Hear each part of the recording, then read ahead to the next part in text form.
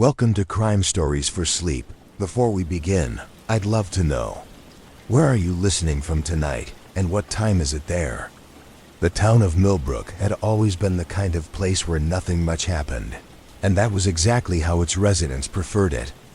Nestled between rolling hills and bordered by a gentle river that meandered through the countryside, Millbrook existed in a state of peaceful routine that had remained largely unchanged for the better part of 40 years. The main street stretched for exactly 12 blocks, lined with elm trees that had been planted in the 1960s and now formed a canopy so thick that even on the brightest summer days, the sidewalks remained dappled with cool shadows. At the heart of the town stood the police station, a modest brick building that had been constructed in 1952 with funds raised by the local civic association. The building housed 3 officers, a single holding cell that had been used perhaps a dozen times in its entire existence, and a filing system that consisted of 4 metal cabinets and a desk drawer that stuck whenever the weather turned humid. Chief Margaret Henley had overseen this quiet domain for the past 18 years, and in all that time, the most serious incident she had encountered was the theft of Mrs. Patterson's garden gnomes, which had been recovered 3 days later from a teenager's bedroom, arranged in what the boy claimed was a gnome parliament.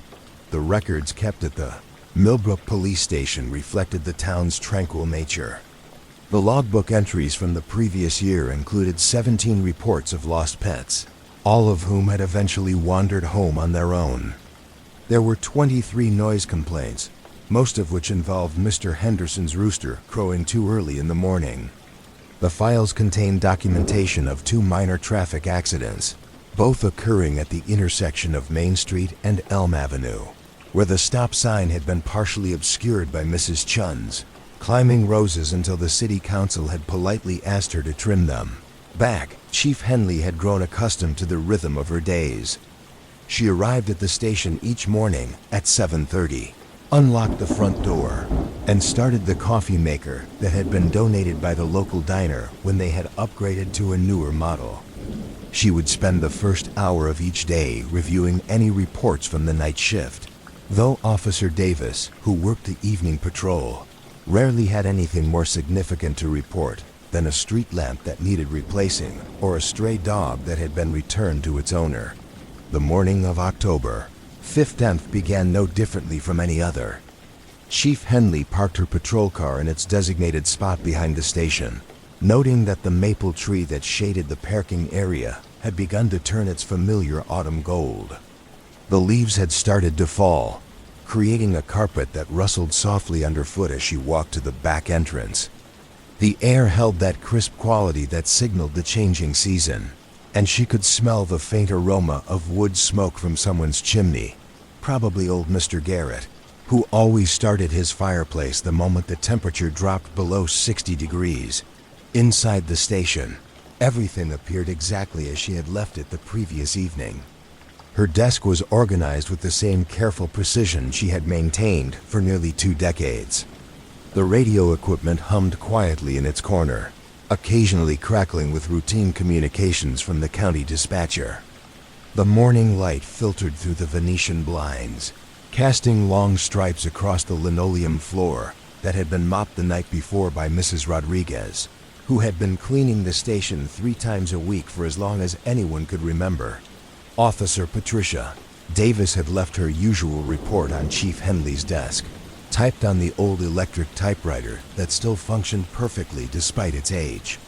The report detailed her patrol from the previous evening, a routine circuit through the town's neighborhoods that had revealed nothing more noteworthy than a garbage can that had been knocked over by what was presumed to be a raccoon, and a porch light that had burned out on Sycamore Street. Chief Henley poured herself a cup of coffee and settled into her chair to review the county communications that had come through during the night. The regional dispatcher typically forwarded information about missing persons from surrounding areas, weather advisories, and occasionally requests for assistance with traffic control during county fairs or other events. The stack of papers was thin, as it usually was, containing only a routine advisory about a road construction, project that would begin the following month in the neighboring town of Riverside.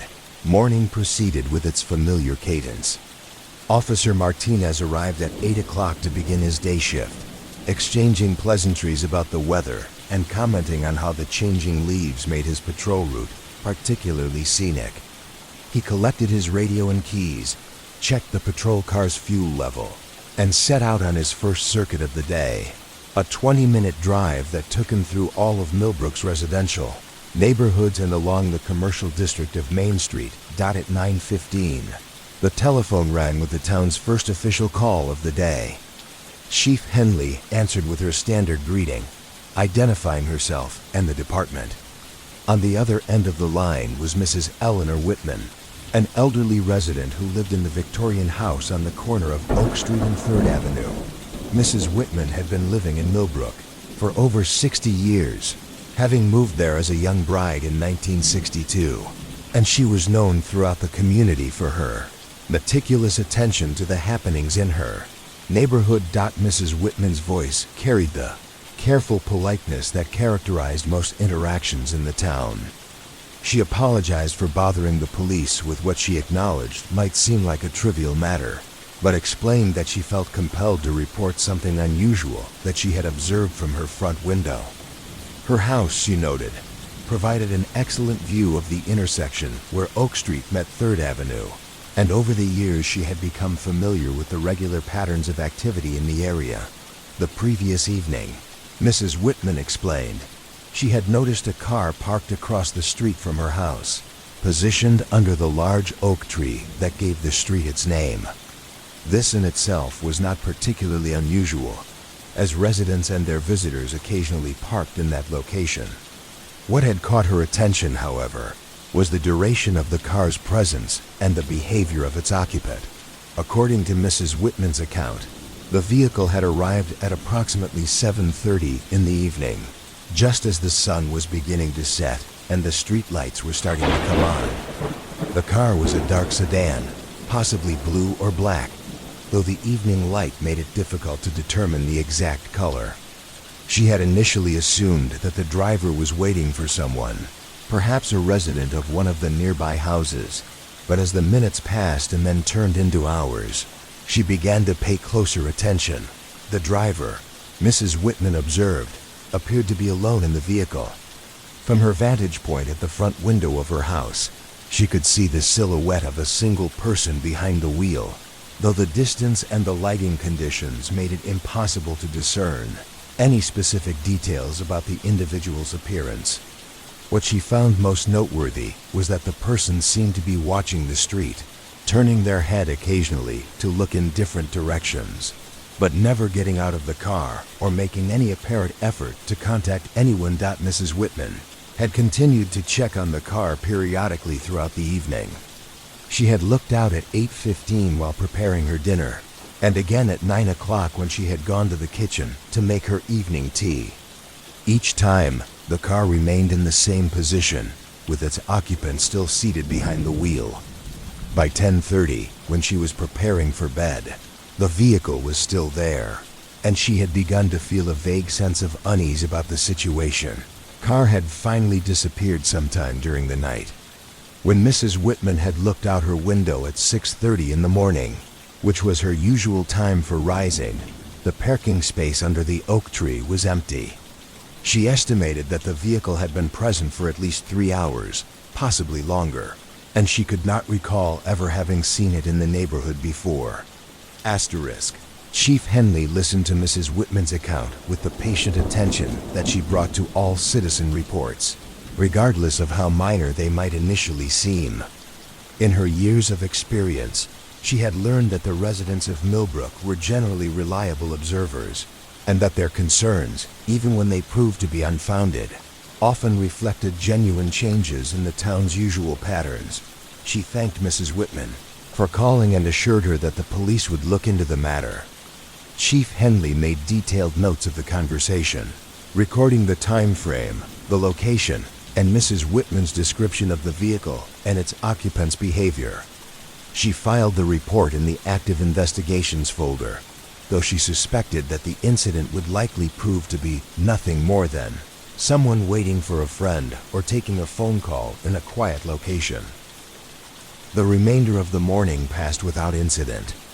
Officer Martinez completed his patrol route and returned to the station at 10:45 to file his report and take a brief break before beginning his second circuit of the day. His observations had been routine, noting only that the construction crew working on the sidewalk repair project on Elm Street had made good progress, and that someone had placed a new bench in the small park near the river, presumably a donation from one of the local service organizations. At 11:30, the telephone rang again. This time the caller was Mr. James Morrison, who owned the hardware store on Main Street and lived in the apartment above his shop. Mr. Morrison had been a fixture in the community for over 25 years, having purchased the hardware store from its previous owner and gradually expanded its inventory to include garden supplies, basic automotive parts, and a small selection of household goods. Mr. Morrison's call concerned an incident that had occurred the previous evening, around the same time that Mrs. Whitman had observed the mysterious car on Oak Street. According to his account, he had been working late in his store, updating inventory records and preparing for a shipment that was scheduled to arrive the following day. The hardware store's location at the center of Main Street provided him with a clear view of the town's primary commercial district, and he was accustomed to the typical evening activities in the area. At approximately 8 o'clock, Mr. Morrison had noticed someone walking slowly along the sidewalk in front of his store. This was not unusual in itself, as people often took evening strolls through the downtown area, particularly during the pleasant autumn weather. What had caught his attention was the individual's apparent interest in the storefronts and buildings along the street. The person, whom Mr. Morrison described as average in height and wearing dark clothing, had paused in front of several businesses, seemingly examining the windows and doors with more attention than a casual passerby would typically show. The individual had spent several minutes in front of the bank, which was located 2 doors down from the hardware store, appearing to study the building's facade and the security features that were visible from the street. Mr. Morrison had continued to observe the person's progress along Main Street. The individual had stopped in front of the post office, the town's small library, and the municipal building that housed the clerk's office and the mayor's administrative offices. In each case, the person had seemed to be conducting some sort of examination or assessment, though from Mr. Morrison's vantage point inside his store, it was impossible to determine the exact nature of their interest. The most unusual aspect of the individual's behavior, according to Mr. Morrison, was the methodical nature of their movements. Rather than the random wandering of someone simply enjoying an evening walk, the person appeared to be following a specific route and examining particular locations with deliberate purpose. The individual had also seemed to be taking notes or making some sort of record, though the distance and lighting conditions made it difficult to be certain. After spending approximately 30 minutes moving along Main Street, the person had disappeared from Mr. Morrison's view, presumably continuing their circuit of the downtown area or departing the business district entirely. Mr. Morrison had not seen them again, and had not thought much more about the incident until he heard about Mrs. Whitman's report through the Quai Vendu informal communication network that connected most of the town's long-term residents. Chief Henley recorded the details of Mr. Morrison's report with the same careful attention she had given to Mrs. Whitman's call. The timing of the 2 incidents, both occurring on the same evening within a relatively short period, was noteworthy, though she recognized that it was entirely possible that the observations were unrelated. The behavior described by both callers, however, represented a departure from the town's normal patterns, and the combination of the 2 reports suggested that further investigation might be warranted. She decided to drive through both the Oak Street area and the Main Street district to familiarize herself with the specific locations mentioned in the reports, and to look for any physical evidence that might provide additional information about the previous evening's activities. Chief Henley informed Officer Martinez of her plans and asked him to monitor the radio while she conducted a preliminary survey of the reported areas. The drive to Oak Street took less than 5 minutes from the police station. Chief Henley parked her patrol car near the intersection where Mrs. Whitman had observed the mysterious vehicle and walked slowly along the sidewalk to get a sense of the area from a pedestrian's perspective. The neighborhood consisted primarily of older homes, most of them well-maintained single-family houses with modest front yards and mature trees that provided abundant shade during the summer months. Mrs. Whitman's Victorian house was easily identifiable by its distinctive architecture and the carefully tended garden that surrounded it. From the street, Chief Henley could see that the front windows of the house did indeed provide an excellent view of the intersection and the parking area under the oak tree where the car had been stationed. She made note of the clear sight lines and the street lighting in the area, factors that would have allowed Mrs. Whitman to make reasonably detailed observations of any vehicles or individuals in the vicinity. Parking space itself showed no obvious signs of recent occupation. The fallen leaves that carpeted the area beneath the oak tree appeared undisturbed, though Chief Henley recognized that this was not necessarily significant, given that a single evening's presence would be unlikely to leave lasting traces. She examined the curb and the adjacent sidewalk for any debris or markings that might have been left behind, but found nothing that seemed out of the ordinary. From the Oak Street location, Chief Henley drove to Main Street to conduct a similar survey of the area where Mr. Morrison had observed the individual examining the various storefronts. The business district presented a markedly different environment from the residential neighborhood, with wider sidewalks, larger buildings, and more varied architectural styles reflecting the different periods during which the commercial structures had been built.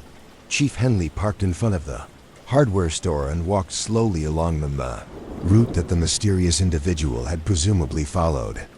She examined each of the buildings that Mr. Morrison had mentioned, trying to understand what might have attracted the person's attention. The bank, which occupied a corner location at the intersection of Main Street and 2nd Avenue, was a solid brick structure built in the 1940s, with large windows facing the street and a clearly visible security camera mounted above the main entrance. The post office was housed in a federal building, constructed during the 1930s as part of a Depression-era public works program. Its stone facade featured carved decorative elements and a series of tall windows that provided natural light for the interior work areas. The building's main entrance was accessed through a short flight of steps leading to heavy wooden doors that were flanked by brass fixtures. The library occupied a converted Victorian mansion that had been donated to the town in the 1970s and subsequently renovated to accommodate its new function. The building retained much of its original residential character, with a wraparound porch, bay windows, and decorative trim that had been carefully maintained over the years. The conversion had been accomplished with minimal changes to the structure's exterior appearance, preserving the building's historical significance while adapting it for public use. Municipal Building was a more modern structure, built in the 1980s to replace an earlier city hall that had become inadequate for the town's administrative needs. The building featured a contemporary design with large plate glass windows, concrete and steel construction, and a landscaped entrance area that included benches and planters maintained by the local garden club. As she examined each building, Chief Henley tried to consider what aspects of their design, location, or function might have attracted the attention of the individual Mr. Morrison had observed. The buildings represented important civic and commercial functions within the community, and they were all located along the town's main thoroughfare, where they would be easily accessible to residents and visitors alike. She also considered the security features that were visible from the street. In addition to the camera at the bank, she noted that the post office had security lighting around its entrance, and that the municipal building featured both exterior lighting and what appeared to be a modern alarm system. The library, being housed in a converted residential structure, had fewer obvious security features, though Chief Henley knew that it was equipped with a basic alarm system that was monitored by the County Security Service. After completing her survey of both areas, Chief Henley returned to the station to review her observations and to consider what additional steps might be appropriate. The combination of the two reports, both describing unusual behavior during the same evening, suggested that the incidents were more likely to be connected than coincidental. The methodical nature of the activities described by both Mrs. Whitman and Mr. Morrison indicated a level of deliberate planning that distinguished them from random or casual events. Officer Martinez was waiting at the station with his own observations from the day's patrol activities. He had noticed nothing unusual during his morning and early afternoon circuits, but reported that several residents had mentioned hearing about the previous evening's incidents through the informal communication networks that linked much of the community. This level of awareness, while typical of small-town dynamics, also meant that any continuation of the unusual activities would likely be reported quickly. Chief Henley decided to expand the investigation by contacting other residents and business owners who might have observed activities in their areas during the previous evening. She began by calling the owners of businesses along Main Street, starting with those located near the bank and working outward from the commercial districts. Centered at the owner of the town's single restaurant, a family-operated establishment that had been serving the community for over 30 years, reported that their evening had been typically quiet. They had closed at their usual time of 9 o'clock and had not noticed any unusual activity in the area during the process of closing up and securing the building. The last customers had departed around 8:30, and the staff had completed their cleaning and preparation tasks without incident. Proprietor of the small bookstore located across the street from the hardware store had left her shop at approximately 6:30 the previous evening and had not returned to the area until the following morning. She had not observed anything unusual during her departure, but acknowledged that her route to the parking area behind the store would not have provided her with a clear view of the sidewalk areas where the individual had been seen. Chief Henley continued making calls throughout the afternoon, gradually expanding her inquiry to include residents of the neighborhoods adjacent to both Oak Street and Main Street. Most of the people she contacted had not noticed anything out of the ordinary, but several mentioned that they had been inside their homes during the evening hours and would not necessarily have been aware of activities occurring on the streets. One potentially significant response came from Mrs. Dorothy Pierce, who lived on Maple Street, which ran parallel to Oak Street and intersected with it at several points. Mrs. Pierce reported that she had taken her dog for its evening walk at approximately 7:45, following her usual route through the neighborhood streets. During the walk, she had noticed a car that she did not recognize parked on 3rd Avenue, not far from the Oak Street intersection. Mrs. Pierce's description of the vehicle was generally consistent with Mrs. Whitman's account, though she had observed it from a different angle and under slightly different lighting conditions. She described it as a dark-colored sedan, possibly a few years old, with what appeared to be out-of-state license plates, though she had not been close enough to determine the specific state of origin. The car had appeared to be occupied, though she had not seen the driver clearly enough to provide any detailed description. What made Mrs. Pierce's observation particularly relevant was the timing and location. Her walk had taken place during the same general time frame as Mrs. Whitman's initial sighting, and the position of the vehicle on 3rd Avenue would have placed it within a few blocks of the Oak Street location. This suggested that the car might have moved from one location to the other, or that there had been multiple vehicles involved in the evening's activities. Chief Henley also received a call from Mr. Robert Chun, who operated a small auto repair shop located at the edge of the downtown area. Mr. Chun worked late most evenings, typically remaining at his shop until 9 or 10 o'clock to complete repairs and maintenance tasks. On the previous evening, he had noticed a person walking along the street near his shop at around 8:30, moving in the direction of the residential neighborhoods that lay beyond the commercial Mr. Chun's description of the individual was consistent with Mr. Morrison's account, though his vantage point had allowed him to observe the person from a different angle. He described someone of average height wearing dark clothing, moving with what seemed like purposeful intention rather than the casual pace of an evening stroller. The individual had appeared to be alone and had not stopped to examine Mr. Chun's shop or the other automotive businesses in the area. The pattern that emerged from these various observations suggested a sequence of activities that had begun around 7:30 in the evening and had continued for several hours. The presence of at least one unfamiliar vehicle, possibly more, combined with an individual who had been systematically examining key buildings in the downtown area, indicated a level of coordination and planning that was unprecedented in Chief Henley's experience with MILLBROK. As the afternoon progressed, Chief Henley began to consider the implications of what appeared to be a reconnaissance operation of some sort. While she had no direct evidence of criminal intent, the systematic nature of the observed activities, combined with their focus on significant civic and commercial buildings, suggested that further investigation and increased vigilance would be prudent. She decided to implement a modified patrol schedule that would provide increased coverage of the areas where the unusual activities had been reported. Officer Martinez would extend his evening patrol to include more frequent circuits through the Oak Street neighborhood and the Main Street Business District.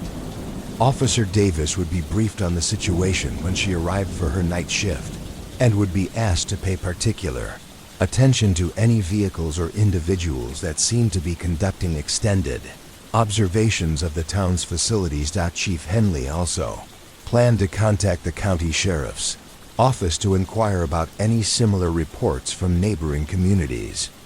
If the activities in Millbrook were part of a larger pattern, the county authorities might have additional information that could help to clarify the nature and extent of the situation. The remainder of the afternoon was devoted to documenting the various reports and observations in the department's files. Chief Henley prepared detailed summaries of each conversation and witness account, creating a comprehensive record that could be referenced if additional incidents occurred or if the investigation needed to be expanded. She also prepared a brief report for the mayor's office, as protocol required that the city administration be informed of any unusual law enforcement activities or potential security concerns. Asterisk. As evening approached, Chief Henley found herself looking forward to the night shift with a combination of curiosity and apprehension that was entirely foreign to her usual experience with Millbrook police work. For the first time in many years, there was a genuine possibility that the coming hours might bring developments more significant than the routine observations and minor incidents that typically characterize the town's evening activities. Officer Davis arrived for her shift at 6 o'clock, and Chief Henley spent 30 minutes briefing her on the previous day's reports and the department's response plan for the evening. Officer Davis, who had been working in Millbrook for 8 years, was as surprised as anyone by the unusual nature of the reports, but she approached the situation with the professional competence that had characterized her service with the department. The early evening hours passed quietly, with Officer Davis reporting normal conditions during her initial patrol circuits. The streets were busy with the typical activities of residents returning from work, preparing dinner, and attending to various household tasks. The business district showed the usual patterns of late afternoon and early evening activity, with people running errands, visiting the post office, and stopping by the hardware store for last-minute purchases. At 8:15, however, Officer Davis radioed the station with the first potentially significant development of the evening. While patrolling the residential area near Oak Street, she had observed a dark sedan parked in approximately the same location where Mrs. Whitman had seen the mysterious vehicle the previous night. The car appeared to be occupied by a single individual, and Officer Davis reported that she planned to approach the vehicle to conduct a routine welfare check and to determine if the driver needed any assistance. Chief Henley who had remained at the station to monitor the evening's developments, instructed Officer Davis to proceed with caution and to maintain radio contact throughout the interaction.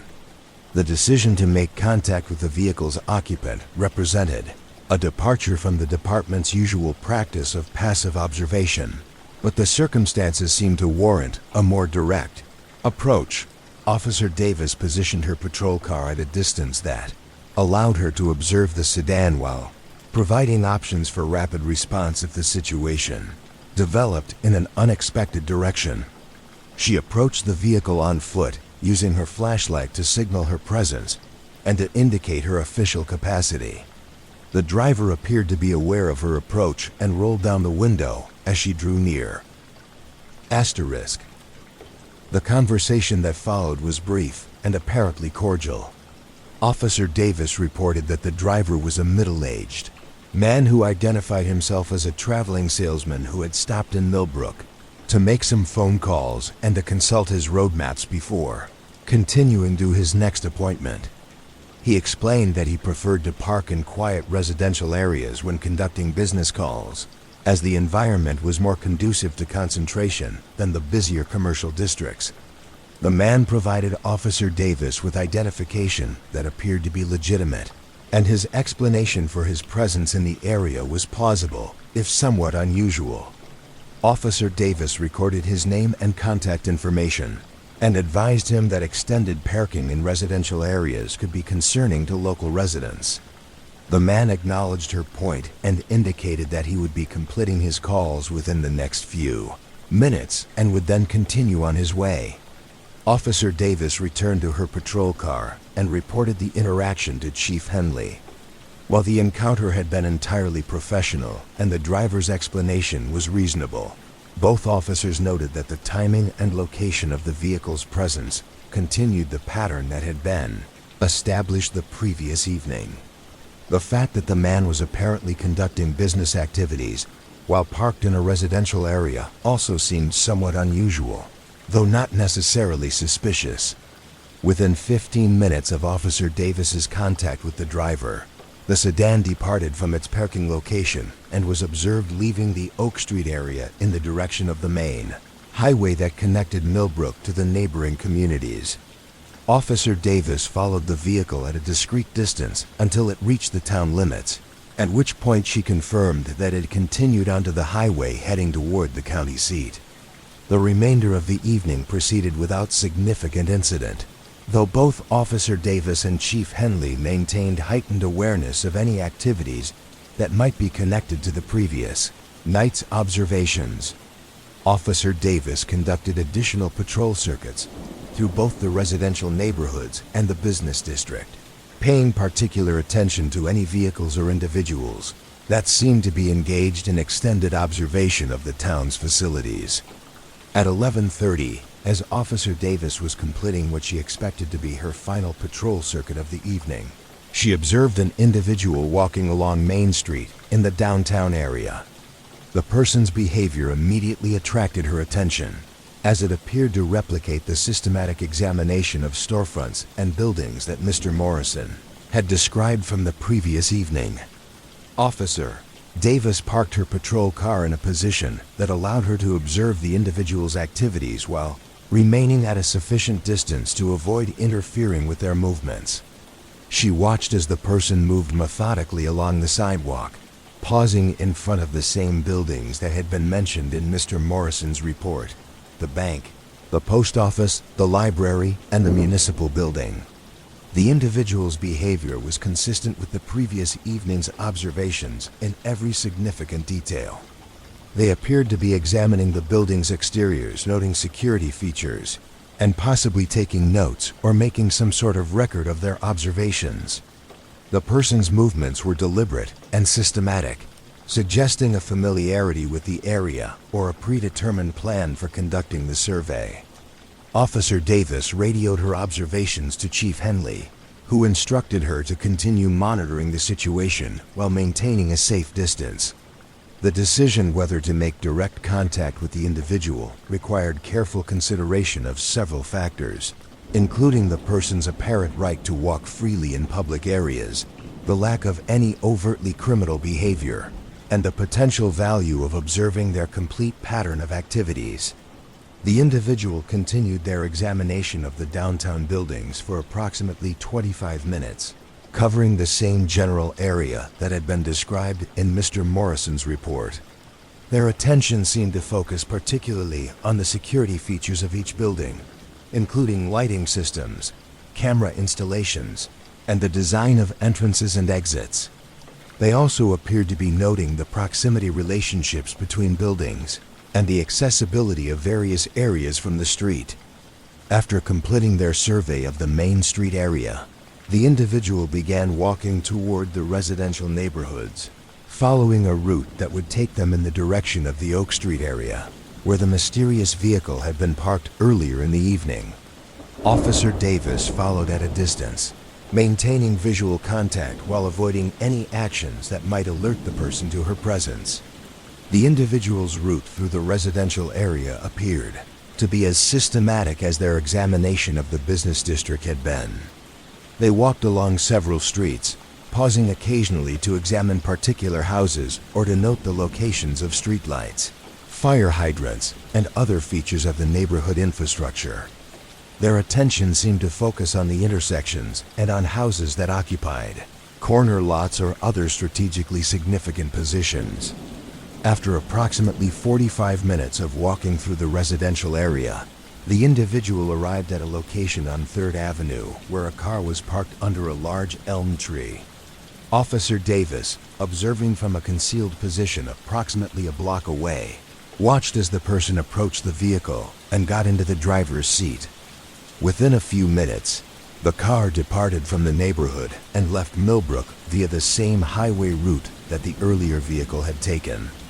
Officer Davis immediately reported these developments to Chief Henley and returned to the station to file a detailed report of the evening's observations. The systematic nature of the individual's activities, combined with their apparent coordination with at least one vehicle, suggested a level of organization and planning that far exceeded anything the Millbrook Police Department had previously encountered. Chief Henley remained at the station until well past her usual departure time, reviewing the evening's reports and considering the implications of what appeared to be an ongoing surveillance operation targeting various aspects of the town's infrastructure and facilities.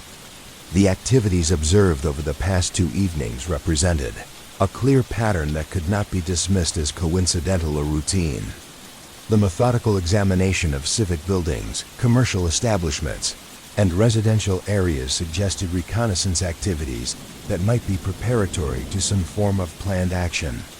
While Chief Henley had no direct evidence of criminal intent, the systematic nature of the observations, combined with their focus on security features and strategic locations, created a legitimate basis for concern about the safety and security of the community. She decided to contact the county sheriff's office first thing the following morning to report the incidents and to request assistance in determining whether similar activities had been observed in neighboring communities. She also planned to reach out to state law enforcement agencies to inquire about any ongoing investigations or intelligence reports that might be relevant to the situation in Millbrook. The night passed quietly, with no additional unusual activities reported by Officer Davis during the remainder of her shift. The town settled into its familiar patterns of peaceful rest, with only the occasional sound of a passing car or the distant whistle of a freight train to break the silence. Most residents were unaware of the careful observations and methodical documentation that had been taking place in their streets and neighborhoods, and they slept soundly in the assumption that their community remained as safe and predictable as it had always been. Chief Henley, however, spent a restless night considering the various possibilities that the recent developments might represent. For the first time in her 18 years of service, she found herself wondering whether Millbrook's long era of quiet routine might be coming to an end, and whether the skills and resources of the small police department would prove adequate to address whatever challenges might lie ahead.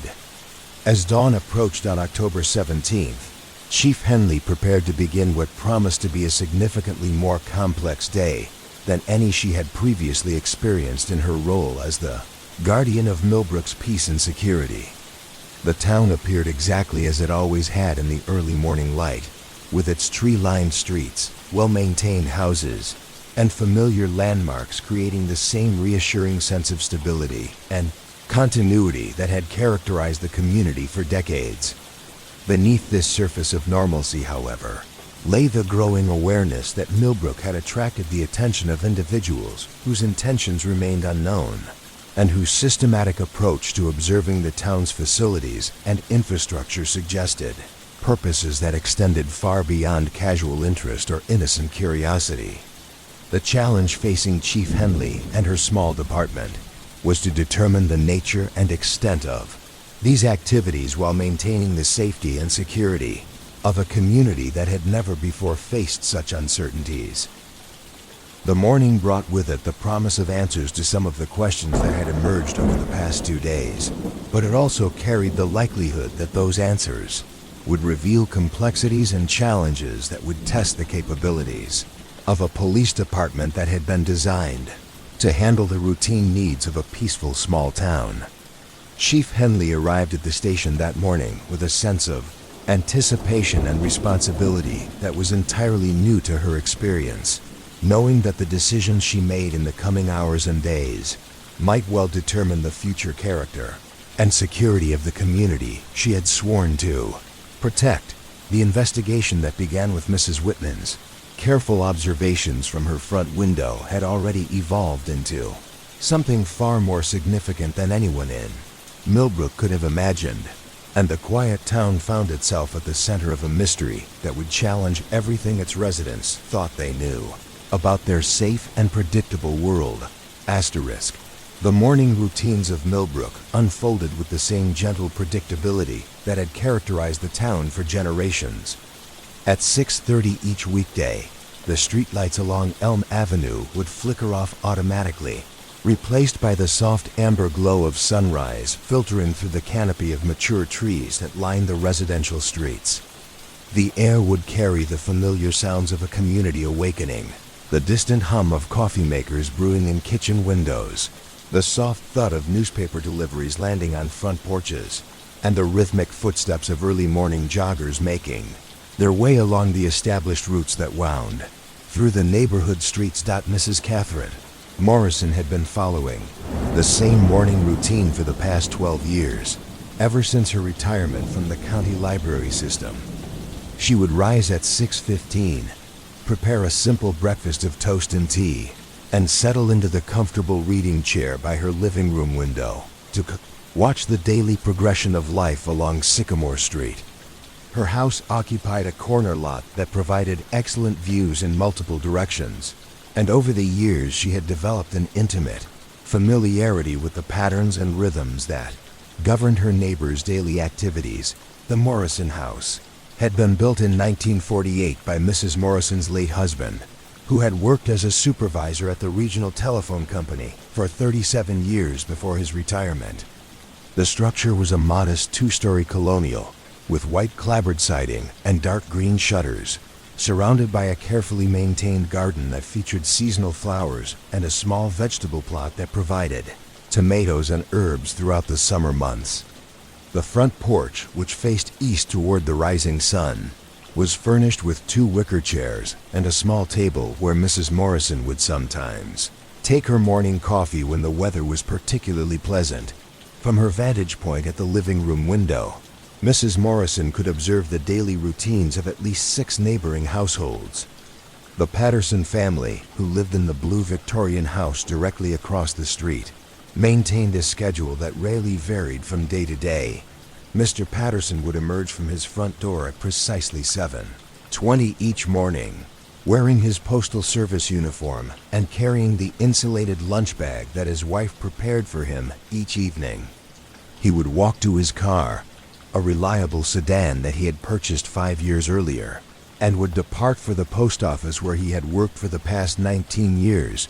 Mrs. Patterson, who taught 3rd grade at the elementary school, would leave the house 15 minutes later, usually carrying a canvas tote bag filled with papers to grade and supplies for her classroom.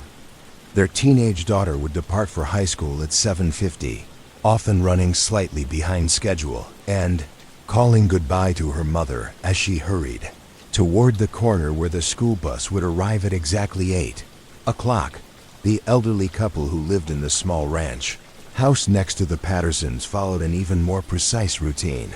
Mr. and Mrs. Chun had been married for 52 years and had developed a synchronized approach to their daily activities that reflected decades of comfortable partnership.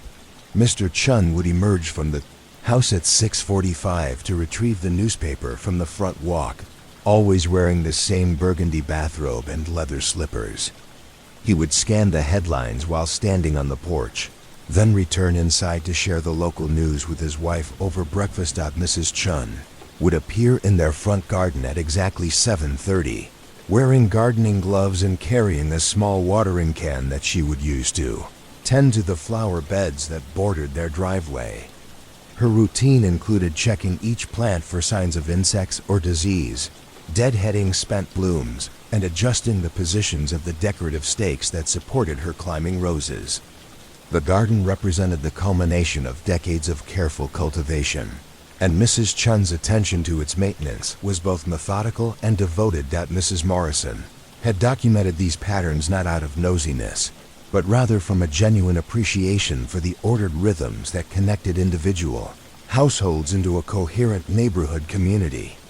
She maintained a small notebook in which she recorded seasonal changes, notable events, and variations in the usual routines that might indicate illness, travel, or other circumstances affecting her neighbors' lives.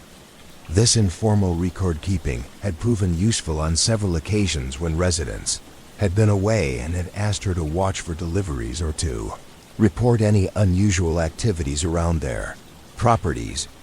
On the morning of October 18th, Mrs. Morrison settled into her reading chair with her usual cup of Earl Grey tea and opened her notebook to record her observations for the day. The weather was crisp and clear, with the kind of bright autumn sunshine that made the changing leaves glow like stained glass against the deep blue sky. The temperature was cool enough to require a light sweater, but warm enough to suggest that the afternoon would be pleasant for outdoor activities. The morning's first notable observation occurred at 6:55, when Mrs. Morrison noticed that the Hendersons' front porch light was still illuminated, despite the fact that daylight was clearly sufficient for normal visibility. The Hendersons, who lived in the yellow house at the end of the block, were typically very conscientious about turning off unnecessary lights, both from environmental considerations and as a matter of practical economy. Mrs. Morrison made a note to mention this to Mrs. Henderson when she encountered her at the grocery store or the post office, as it might indicate that the automatic timer that controlled the porch light was malfunctioning. At 7:15, she observed Mr. Patterson emerging from his house according to his usual schedule, but noticed that he appeared to spend more time than normal checking his car before getting into it. He walked around the vehicle, examining the tires and windows, and even opened the hood to look at the engine compartment. This behavior was unusual for Mr. Patterson, who generally approached his morning departure with efficient routine, and Mrs. Morrison wondered whether he might have noticed something amiss with his car, or whether he was simply being more cautious than usual about his vehicle's condition. The Chun household followed its normal pattern until 7:45. When Mrs. Morrison observed both Mr. and Mrs. Chun standing together on their front porch, apparently engaged in a conversation with someone who was not visible from her vantage point. The conversation appeared to last for several minutes, with both of the elderly couple nodding and occasionally gesturing toward different areas of their property.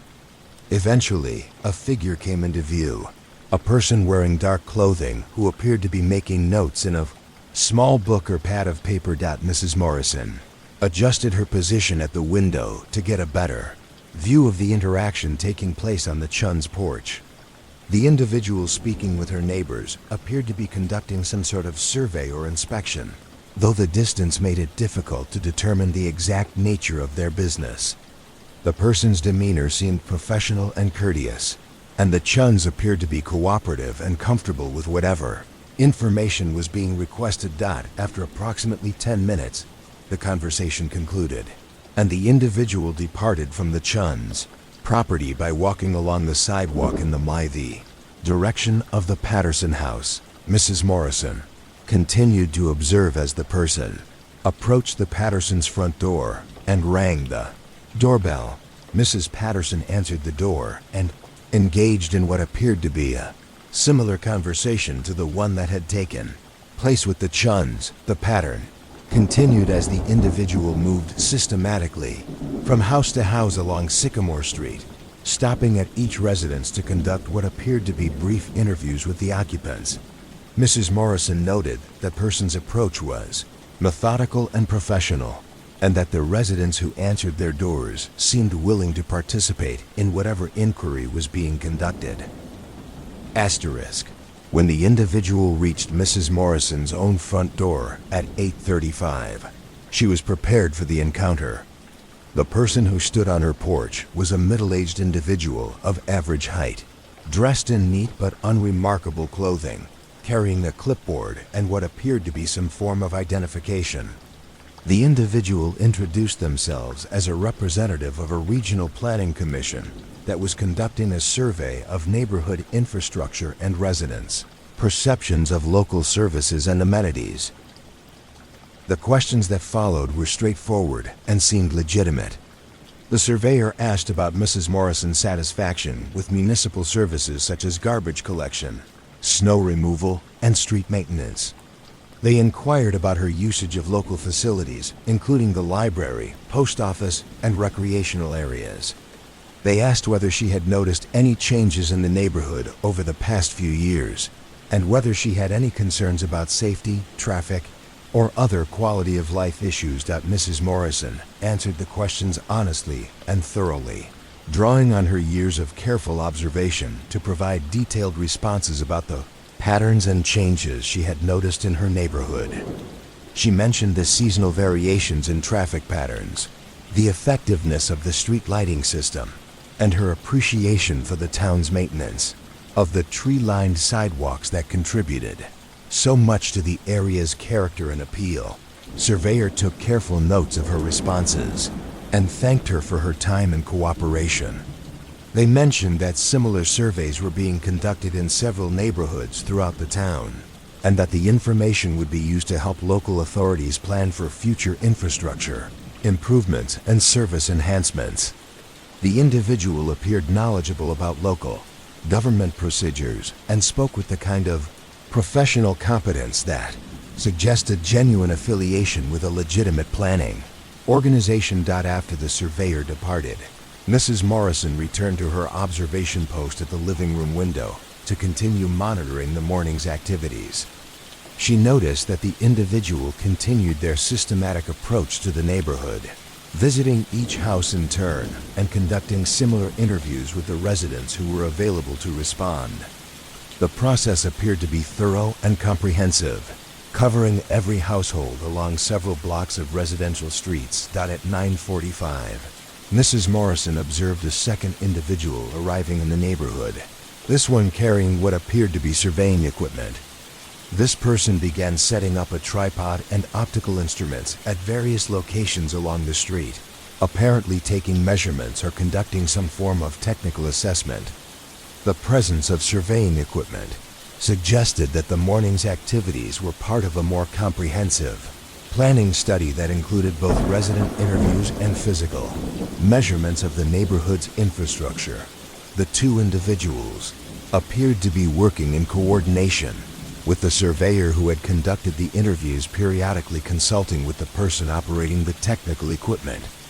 Their collaboration seemed professional and organized, and their activities were conducted in a manner that minimized disruption to the neighborhood's normal routines. Residents who encountered them appeared curious but not concerned, and several people stopped to ask questions about the nature of the study being conducted. Mrs. Morrison decided to take a more active role in observing the morning's activities. She prepared a fresh cup of tea and moved to the small desk in her sunroom, which provided an even better view of the street. and allowed her to take more detailed notes about what she was witnessing. From this position, she could observe both the surveyor and the technical specialist as they continued their work throughout the neighborhood. The surveying work appeared to focus on measuring distances between various landmarks such as streetlights, fire hydrants, and utility poles. The technical specialist also seemed to be documenting the locations of manholes, storm drains, and other elements of the neighborhood's infrastructure.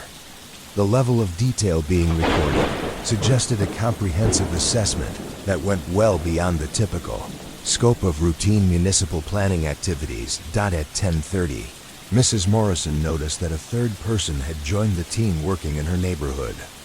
This individual appeared to be photographing various aspects of the residential area, including house facades, street intersections, and what appeared to be security features such as outdoor lighting and visible alarm system components. The photography was being conducted systematically, with careful attention to documenting the relationship between different elements of the neighborhood's layout and design. The presence of 3 people working in apparent coordination suggested a level of organization and purpose that exceeded what Mrs. Morrison would have expected for a routine planning survey. She began to wonder whether the activity might be related to some specific development project or infrastructure improvement that the town was considering.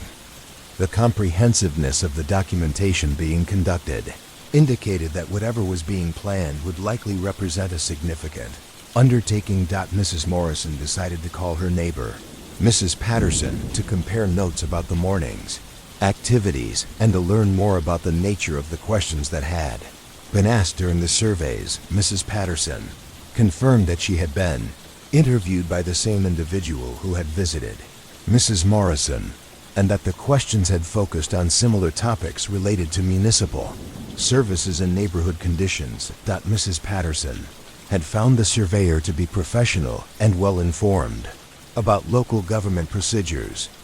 The individual had asked specific questions about the effectiveness of emergency services in the area, including response times for police, fire, and medical personnel. They had also inquired about residents' familiarity with evacuation procedures and emergency communication systems, topics that Mrs. Patterson found somewhat unusual for a routine planning survey. Conversation with Mrs. Patterson revealed that the surveyor had asked all residents about their daily routines, including typical schedules for leaving and returning home, patterns of neighborhood activity during different times of day, and observations about which houses were frequently unoccupied due to work schedules or travel.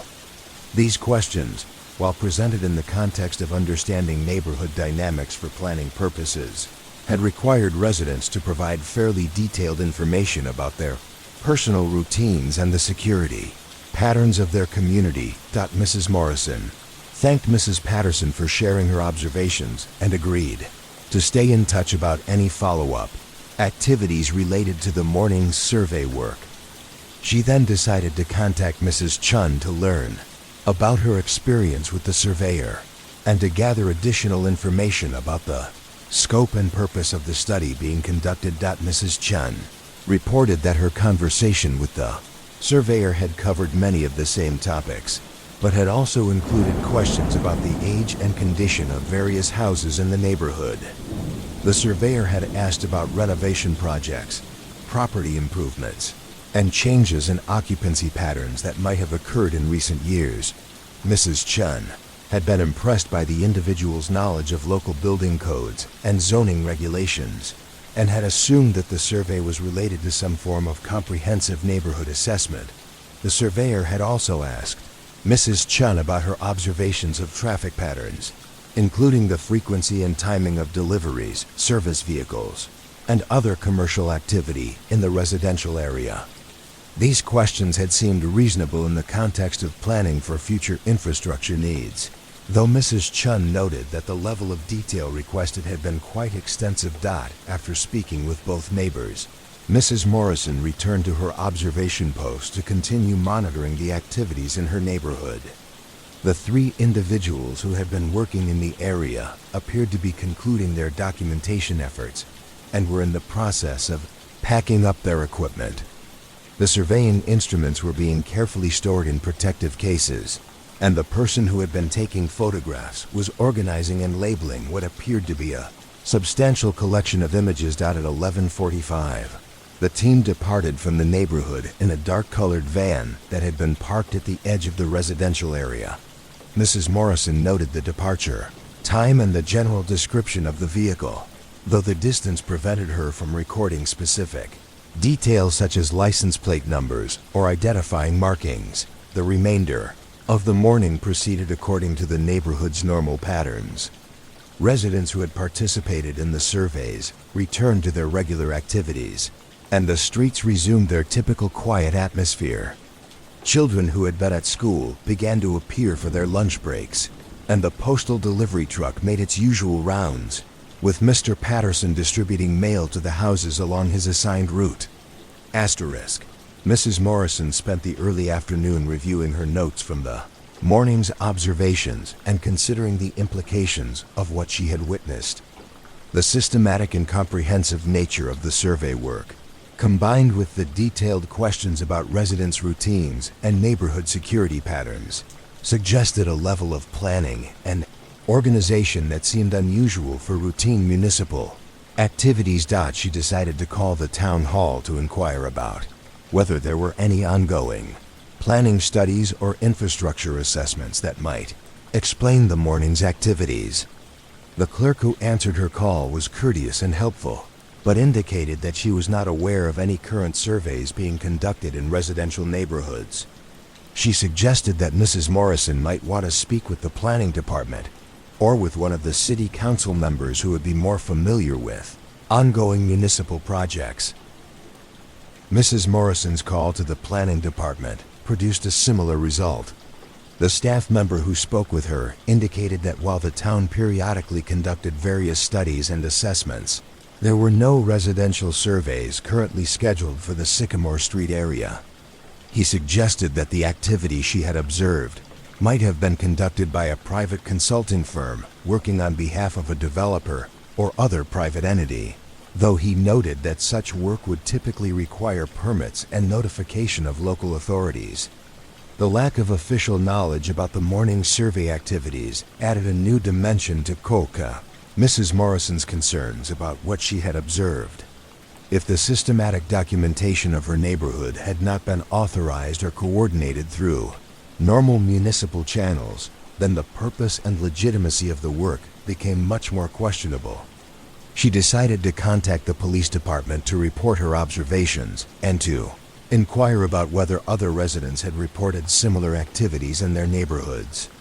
The call was answered by Chief Henley, who listened carefully to Mrs. Morrison's detailed account of the morning's events and asked several follow-up questions about the individuals involved and the nature of their activities. Chief Henley's response indicated that Mrs. Morrison's report was not the first inquiry.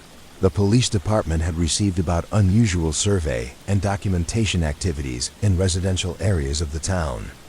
Similar incidents had been reported in at least 2 other neighborhoods over the past few days, and the police were beginning to investigate the pattern of activities and the individuals involved. Chief Henley thanked Mrs. Morrison for her detailed observations and asked her to contact the police department immediately if she noticed any continuation of the survey activities or any other unusual developments in her neighborhood. She also requested that Mrs. Morrison encourage her neighbors to report any follow-up contacts or additional questions they might receive from individuals claiming to be conducting surveys or assessments. The conversation with Chief Henley provided Mrs. Morrison with a new perspective on the morning's events. Rather than representing legitimate planning activities, the systematic documentation of residential neighborhoods appeared to be part of a larger pattern of unauthorized surveillance or reconnaissance that was being conducted throughout the community. The professional appearance and behavior of the individuals involved had made their activities seem legitimate, but the lack of official authorization raised serious questions about their true purpose and intentions. Mrs. Morrison spent the remainder of the afternoon contacting her neighbors to share the information she had received from the police department. and to encourage them to be cautious about providing information to individuals who claim to be conducting surveys. She also asked them to pay attention to any follow-up activities or additional contacts they might receive, and to report any such incidents to the police department. The response from her neighbors reflected a mixture of concern and surprise. Most had found the surveyor to be professional and legitimate, and had not questioned the validity of the study being conducted. The revelation that the activities might not have been officially authorized came as a shock to residents who had shared detailed information about their routines and their neighborhood's security characteristics. Mrs. Patterson was particularly concerned about the information she had provided regarding emergency procedures and response times. She realized that this type of information could potentially be used for purposes other than legitimate planning, and she expressed regret about having been so cooperative with the surveyor's questions. She decided to contact the police department herself to provide a detailed account of the questions she had been asked and the information she had shared. Mrs. Chun had a similar reaction when she learned about the questionable nature of the survey activities. She was especially troubled by the detailed questions about property conditions and occupancy patterns, information that could potentially be valuable to individuals with criminal intentions. She decided to review the security measures around her own property and to consider whether any changes might be appropriate given the possibility that unauthorized individuals had been gathering information about the neighborhood. As evening approached, Mrs. Morrison found herself viewing her familiar neighborhood from a significantly different perspective than she had maintained that morning. The ordered routines and predictable patterns that had always represented security and stability now seemed potentially vulnerable to exploitation by individuals who had systematically documented the community's characteristics and residents' behaviors. The comfortable assumption that professional appearance and official-sounding explanations guaranteed legitimacy had been challenged by the day's events. Mrs. Morrison realized that her own willingness to provide detailed information to the surveyor had been based on trust and social courtesy rather than on any verification of the individual's credentials or authorization. The experience had also highlighted the value of the informal communication networks that connected neighborhood residents. The ability to compare observations and share concerns with trusted neighbors had been essential to recognizing that the morning's activities were part of a larger pattern that warranted investigation by law enforcement authorities. Mrs. Morrison spent the evening updating her notebook with comprehensive details about the day's events, creating a record that could be referenced if additional developments occurred, or if the police investigation required more detailed information about the survey activities. She also prepared a list of specific questions she wanted to ask if she encountered any similar situations in the future, including requests for official identification and contact information for the organizations conducting surveys. The peaceful autumn evening settled over Sycamore Street with its familiar sounds and sights, but Mrs. Morrison found herself paying closer attention to activities that she might previously have taken for granted. The systematic documentation that had occurred that morning had created a new awareness of how much information about community life was visible to careful observers, and how that information might potentially be used by individuals with purposes very different from legitimate planning and development. As she prepared for bed, Mrs. Morrison reflected on how a single morning's events had altered her perception of her neighborhood's security and her own role as an informal guardian of community welfare. The responsibility that came with being an observant resident had taken on new dimensions, requiring not just attention to unusual activities, but also critical evaluation of the legitimacy and authorization of individuals who appeared to be conducting official business in residential areas. The notebook that chronicled her neighborhood's daily rhythms had become something more than a personal record of community life. It now represented a potential resource for law enforcement investigations and a tool for protecting the privacy and security of residents who had unknowingly shared sensitive information with individuals whose true purposes remained unknown. Mrs. Morrison's last observation of the day was noted in her careful handwriting as the streetlights came on along. Sycamore Street, October 18th. Evening quiet, normal patterns resumed. Residents alerted to security concerns. Increased vigilance, warranted for all future activities involving requests for personal or household information.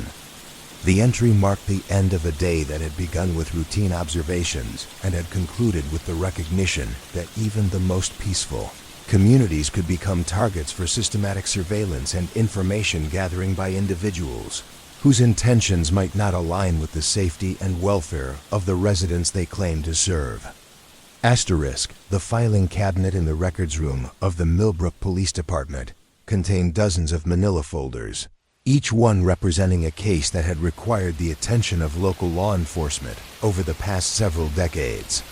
Most of these files documented minor incidents, property disputes that had been resolved through mediation, traffic accidents that had resulted in nothing more serious than bent fenders and bruised feelings, and occasional reports of suspicious activities that had invariably proven to be harmless misunderstandings or the result of overactive imaginations.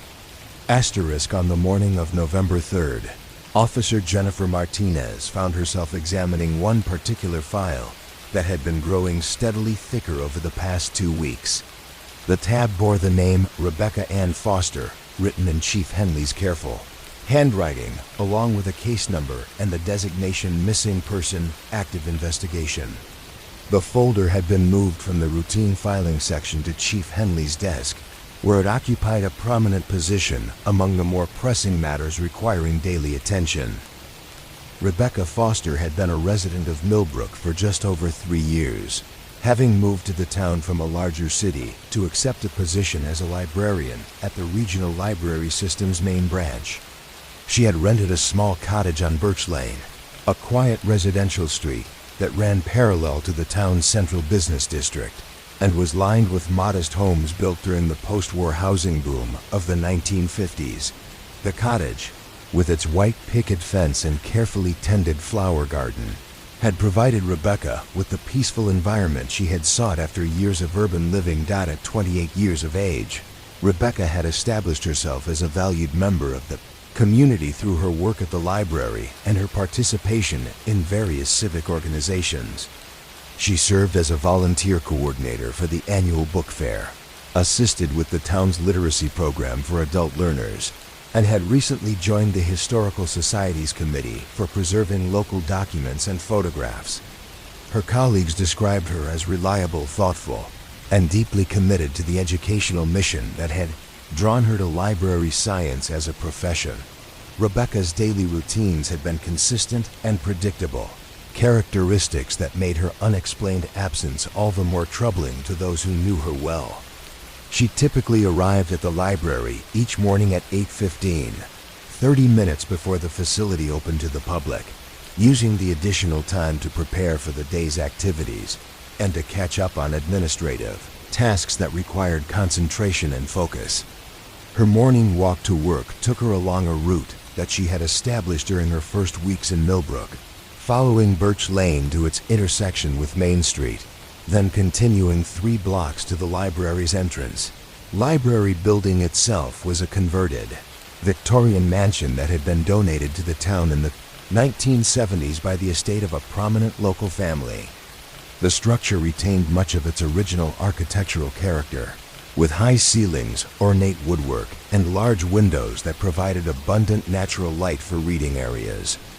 Rebecca's office was located on the 2nd floor in what had originally been a bedroom, and featured a view of the small park that bordered the library's grounds. Rebecca's work at the library involved a combination of traditional reference services and modern information management responsibilities. She assisted patrons with research questions, managed the interlibrary loan system that connected Millbrook to larger library networks, and oversaw the digitization project that was gradually converting the local history collection into electronic formats. Her expertise in both traditional library science and emerging technologies had made her particularly valuable to a small-town library system that was working to maintain relevance in an increasingly digital world. On the afternoon of October 20th, Rebecca had completed her usual workday at the library, staying until 6 o'clock to finish cataloging the shipment of new books that had arrived earlier in the week. Several staff members had observed her leaving the building at her typical time, carrying her canvas tote bag and the light jacket she wore during the cooling autumn evenings. She had walked to her car, which was parked in the small lot behind the library, and had driven away in the direction of her home on Birch Lane. The following morning, October 21st, Rebecca had failed to arrive at the library for her scheduled shift. This absence was immediately noted by her supervisor, Mrs. Helen Crawford, who had worked with Rebecca for the entire duration of her employment and had never known her to be late. Without providing advance notice, Mrs. Crawford had called Rebecca's home telephone number at 8:30 when it became clear that she would not be arriving for work, but had received no answer despite allowing the phone to ring for an extended period. Concerned about Rebecca's uncharacteristic absence, Mrs. Crawford had contacted the police department to request a welfare check at Rebecca's residence. Officer Martinez had responded to the request, driving to the cottage on Birch Lane to investigate the situation and to determine whether Rebecca might be ill or experiencing some other difficulty that prevented her from getting to work or answering her telephone. The cottage appeared undisturbed from the outside, with no obvious signs of any problems or unusual activities. Rebecca's car was not in the driveway, suggesting that she might have left home for some purpose, though her failure to arrive at work remained unexplained. Officer Martinez had knocked on the front door and had called out to announce his presence, but had received no response from inside the house. A conversation with Mrs. Agnes Fletcher, who lived in the house next door to Rebecca's cottage, had provided additional information about the previous evening's activities. Mrs. Fletcher, a retired school teacher who had been living on Birch Lane for over 20 years, reported that she had seen Rebecca return home from work at her usual time on October 20th. Rebecca had parked her car in the driveway, retrieved some items from the back seat, and had gone into her house through the front door. Mrs. Fletcher had not observed Rebecca leaving the house again that evening, though she acknowledged that her view of the cottage was partially obstructed by a large oak tree that grew between the two properties. She had noticed that lights were on in Rebecca's house until approximately 10:30, which was consistent with Rebecca's typical evening routine, but had not seen any activity around the property after that time. The investigation of Rebecca's disappearance had begun with these basic observations, and had gradually expanded to include a systematic examination of her personal habits, professional responsibilities, and social connections.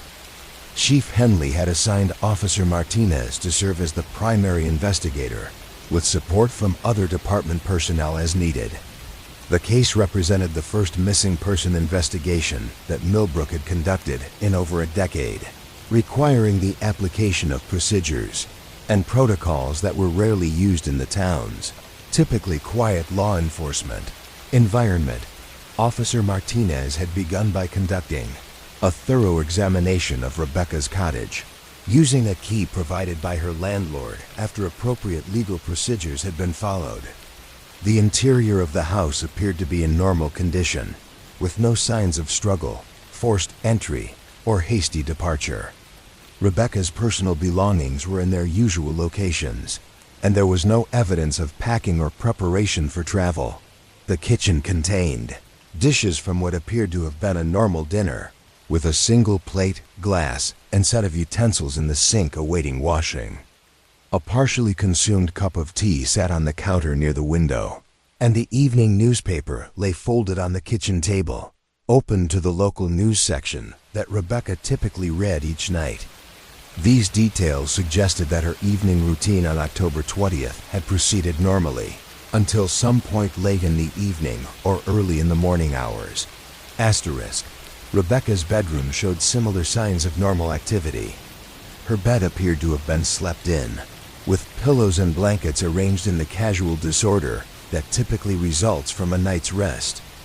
Her alarm clock was set for 7 o'clock, her usual wake-up time, and her work clothes for the following day had been laid out on the chair beside her dresser. These preparations indicated that she had expected to follow her normal routine and had made the usual arrangements for getting ready for work the next morning.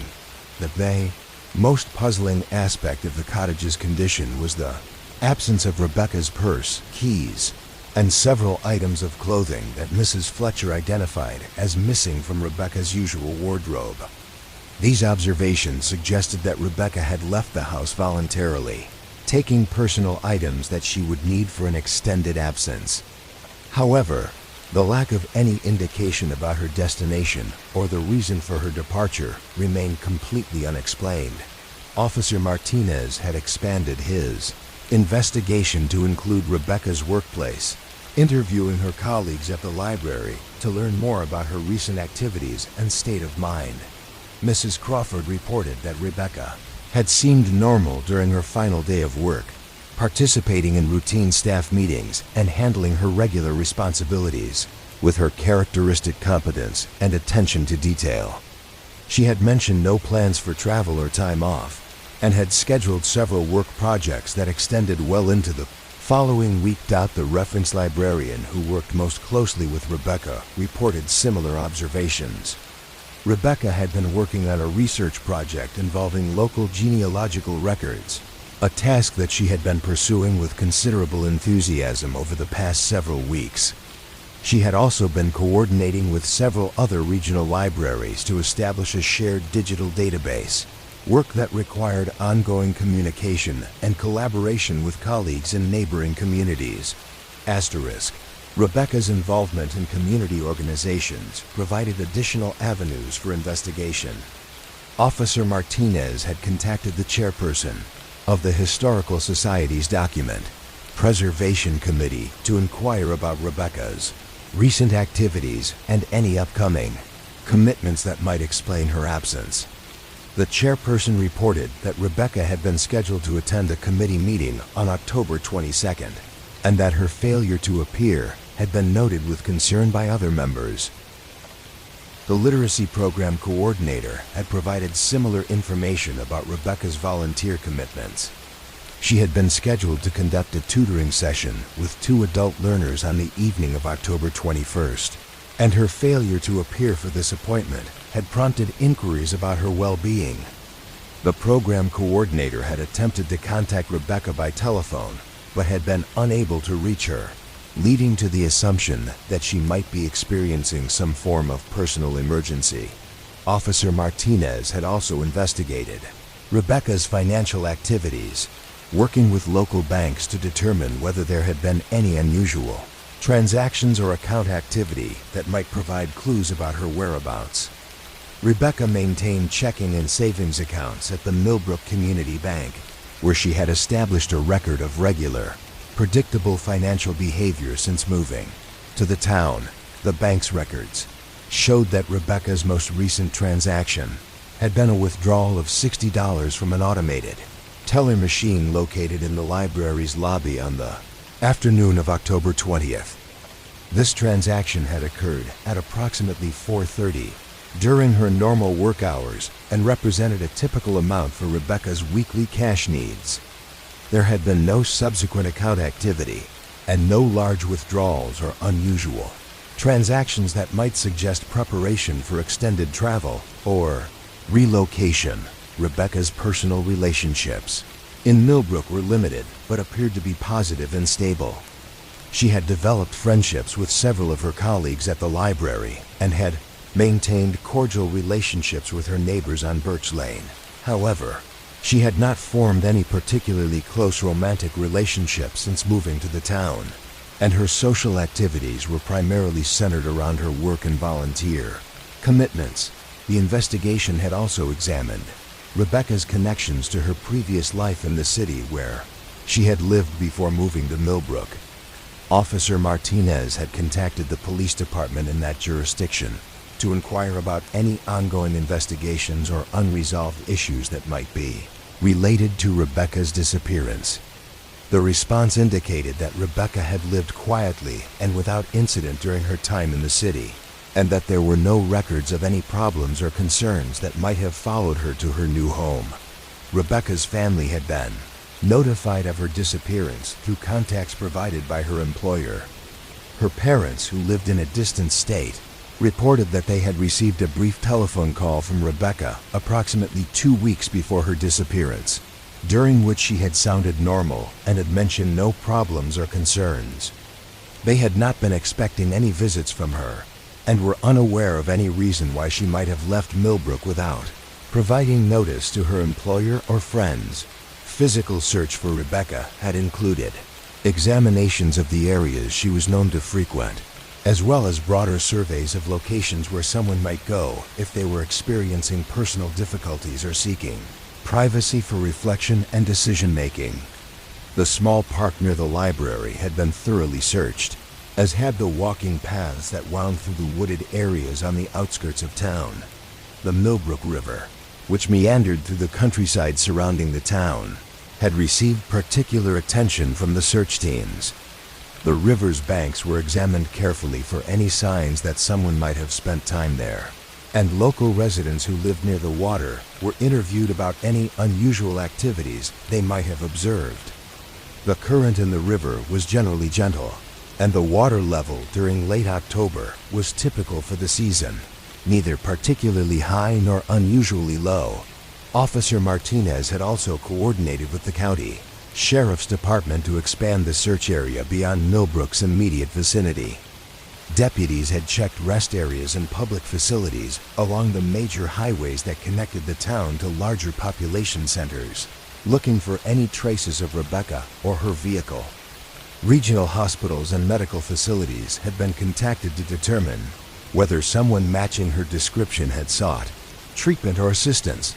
The investigation had generated a substantial amount of documentation, including witness statements, financial records, workplace evaluations, and detailed descriptions of Rebecca's personal habits and social connections. This information had been organized into the growing file that now occupied a central position in Chief Henley's daily case management activities. That as the days passed, without any resolution to Rebecca's disappearance, the investigation had begun to take on characteristics that were entirely new to the Millbrook Police Department's experience. The systematic search procedures, the coordination with other law enforcement agencies, and the detailed documentation of a missing person's life and activities represented a level of investigative complexity that the small department had never previously encountered. The impact of Rebecca's disappearance had been felt throughout the community, particularly among her colleagues at the library and the organizations where she had volunteered.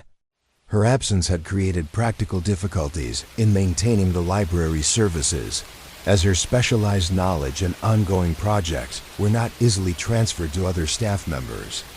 More significantly, the unexplained nature of her disappearance had created a sense of unease among residents who had previously viewed Millbrook as a community where such troubling events simply did not occur. Mrs. Crawford had assumed temporary responsibility for Rebecca's work duties, though she acknowledged that several of Rebecca's projects would require attention from specialists who were not available within the library's regular staff.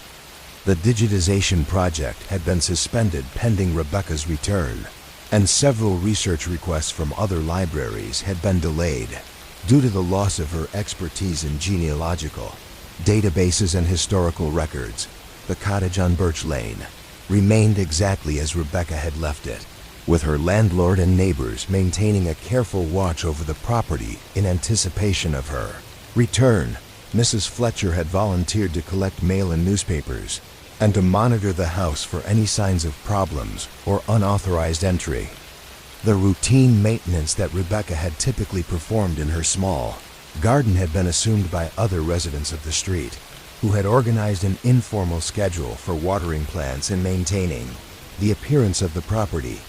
Officer Martinez had established a routine of visiting the cottage every few days to check for any changes or new evidence that might provide clues about Rebecca's whereabouts.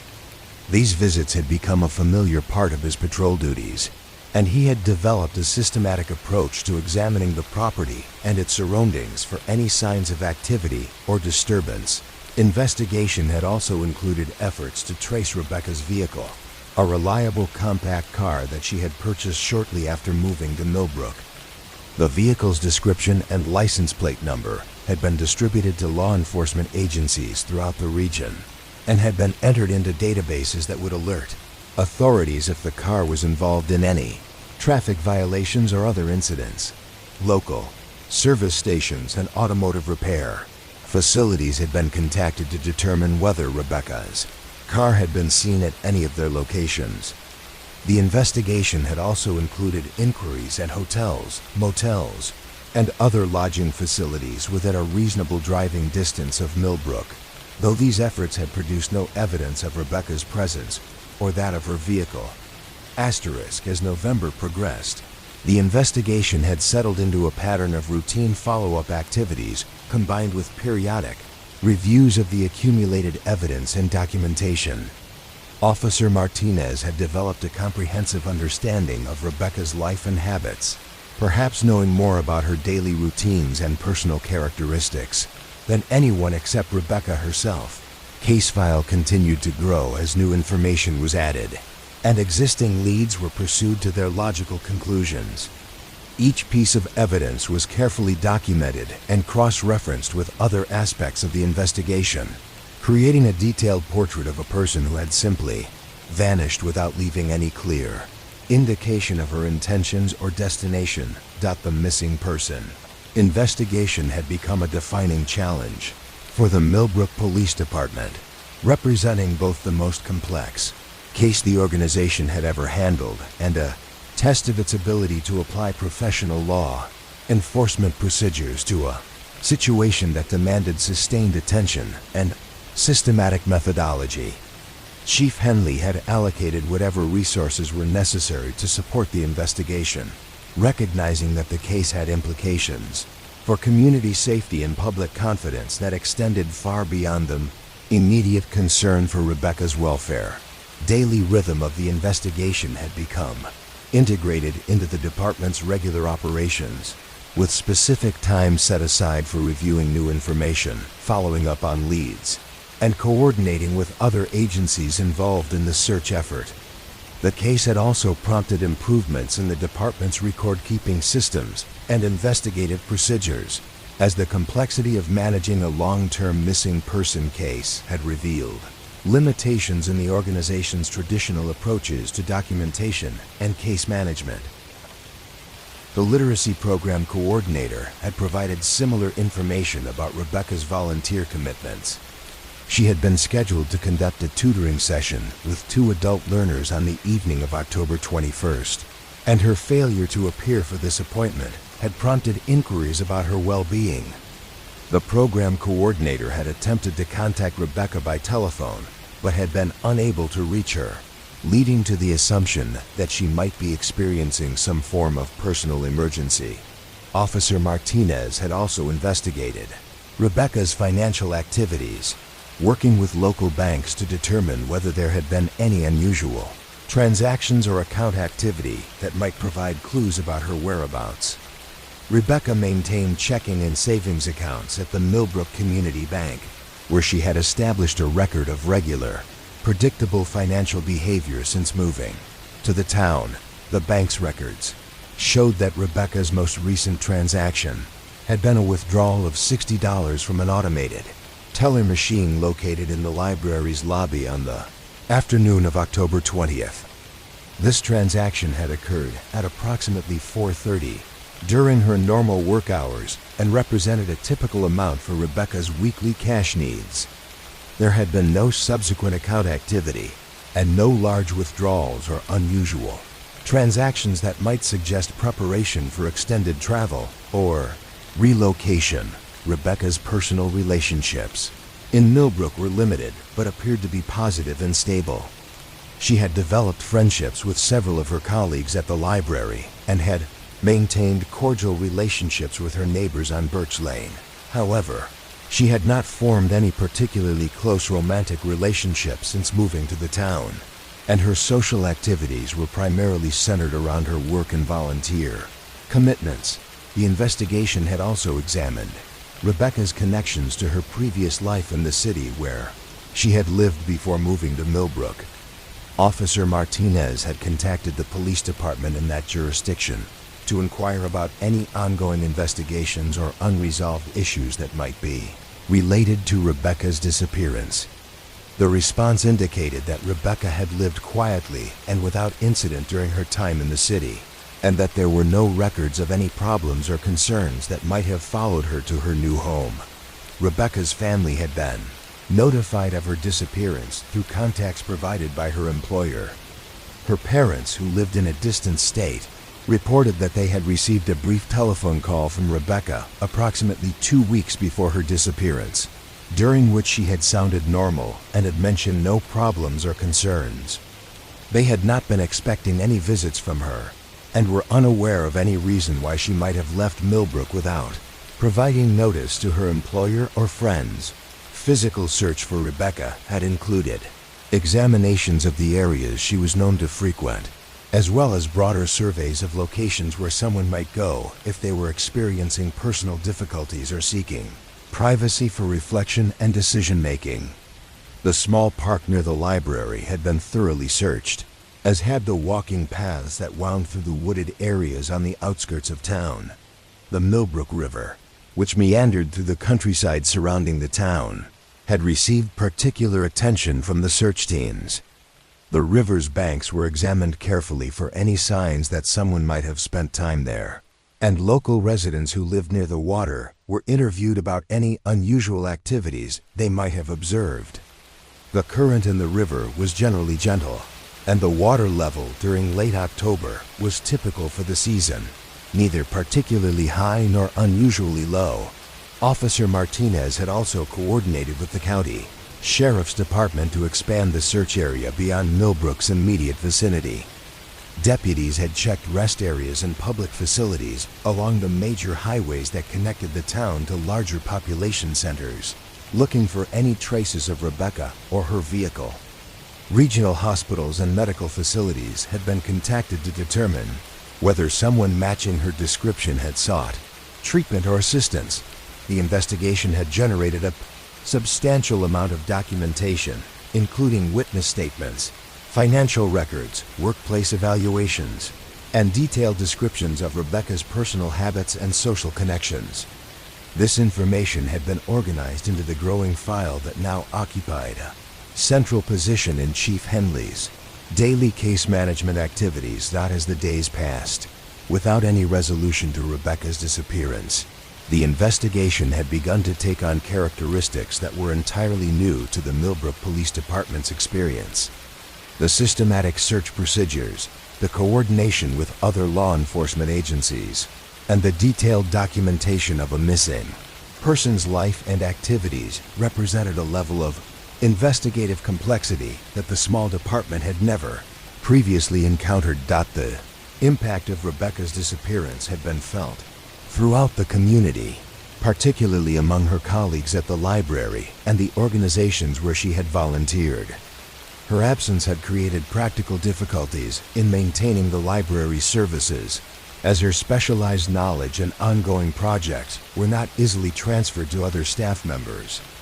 More significantly, the unexplained nature of her disappearance had created a sense of unease among residents who had previously viewed Millbrook as a community where such troubling events simply did not occur. Mrs. Crawford had assumed temporary responsibility for Rebecca's work duties, though she acknowledged that several of Rebecca's projects would require attention from specialists who were not available within the library's regular staff. The digitization project had been suspended pending Rebecca's return, and several research requests from other libraries had been delayed due to the loss of her expertise in genealogical databases and historical records. The cottage on Birch Lane remained exactly as Rebecca had left it, with her landlord and neighbors maintaining a careful watch over the property in anticipation of her return. Mrs. Fletcher had volunteered to collect mail and newspapers, and to monitor the house for any signs of problems or unauthorized entry. The routine maintenance that Rebecca had typically performed in her small garden had been assumed by other residents of the street, who had organized an informal schedule for watering plants and maintaining the appearance of the property.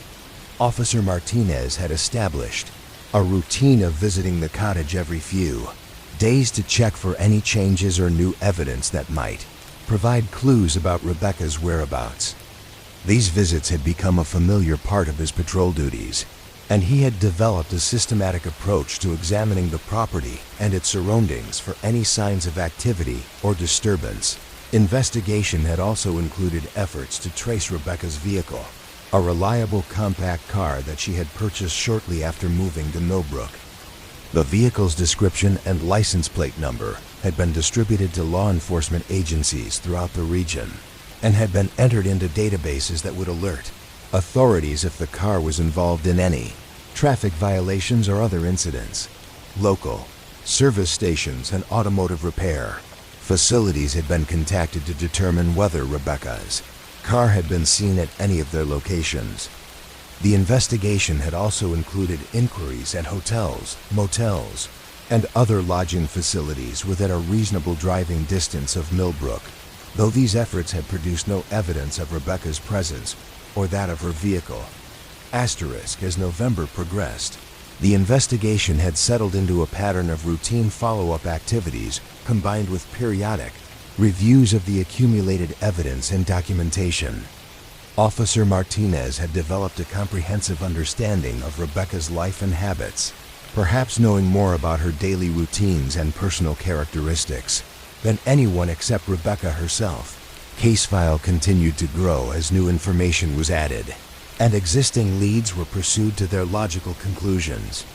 Each piece of evidence was carefully documented and cross-referenced with other aspects of the investigation, creating a detailed portrait of a person who had simply vanished without leaving any clear indication of her intentions or destination. The missing person investigation had become a defining challenge for the Millbrook Police Department, representing both the most complex case the organization had ever handled and a test of its ability to apply professional law enforcement procedures to a situation that demanded sustained attention and systematic methodology. Chief Henley had allocated whatever resources were necessary to support the investigation, recognizing that the case had implications for community safety and public confidence that extended far beyond the immediate concern for Rebecca's welfare. Daily rhythm of the investigation had become integrated into the department's regular operations, with specific time set aside for reviewing new information, following up on leads, and coordinating with other agencies involved in the search effort. The case had also prompted improvements in the department's record-keeping systems and investigative procedures, as the complexity of managing a long-term missing person case had revealed limitations in the organization's traditional approaches to documentation and case management. Mrs. Helen Crawford had maintained regular contact with the police department, calling every few days to inquire about any developments in the case and to provide updates about any unusual activities or communications at the library. Her concern for Rebecca's welfare had been evident throughout the investigation, and her knowledge of Rebecca's professional activities had proven invaluable in understanding the missing woman's daily routines and recent state of mind. The community's response to Rebecca's disappearance had evolved from initial concern to a more sustained awareness that someone who had been a valued member of their town had simply vanished without explanation. The incident had prompted discussions about personal safety and community vigilance that had not been necessary in Millbrook for many years, and had introduced an element of uncertainty that was foreign to residents who had chosen to live in the town specifically because of its predictable tranquility. As the investigation continued into its third week, Officer Martinez had begun to consider the possibility that Rebecca's disappearance might be connected to factors or circumstances that extended beyond Millbrook's boundaries. The thoroughness of the local investigation had eliminated most of the obvious explanations for her absence, suggesting that the resolution of the case might require resources and expertise that were not available within the town's small police department. The prospect of requesting additional assistance from state or federal authorities represented another new experience for Chief Henley and her staff. The protocols for such requests were unfamiliar, and the implications for local control of the investigation were uncertain. However, the commitment to finding Rebecca and understanding the circumstances of her disappearance had become a primary concern that outweighed considerations of departmental jurisdiction or administrative complexity. The file bearing Rebecca Foster's name had become more than a collection of reports and witness statements. It represented the transformation of a quiet police department from an organization that primarily handled routine community issues to an agency capable of conducting sustained, professional investigations of serious cases. The missing person case had demanded new skills, procedures, and levels of coordination that had permanently expanded the department's capabilities and understanding of modern law enforcement responsibilities. The cottage on Birch Lane stood as a daily reminder of the questions that remained unanswered about Rebecca's disappearance. The carefully maintained flower garden, the newspapers that continued to accumulate despite Mrs. Fletcher's attentive care, and the empty driveway where Rebecca's car had once been parked, all testified to a life that had been interrupted without explanation or apparent cause. As the investigation entered its fourth week, the case file had become a comprehensive documentation of one person's connection to a small community and the systematic effort to understand what had caused that connection to be severed so completely and mysteriously. The search for Rebecca Foster continued with the same methodical attention to detail that had characterized the investigation from its beginning, sustained by the conviction that every missing person deserves the full commitment of resources and expertise necessary to bring them home safely or to understand the circumstances that prevented their return. Asterisk. The basement archive room beneath the Millbrook Police Station held nearly 40 years of carefully preserved case files, evidence boxes, and administrative records that documented the quiet history of law enforcement in the small community.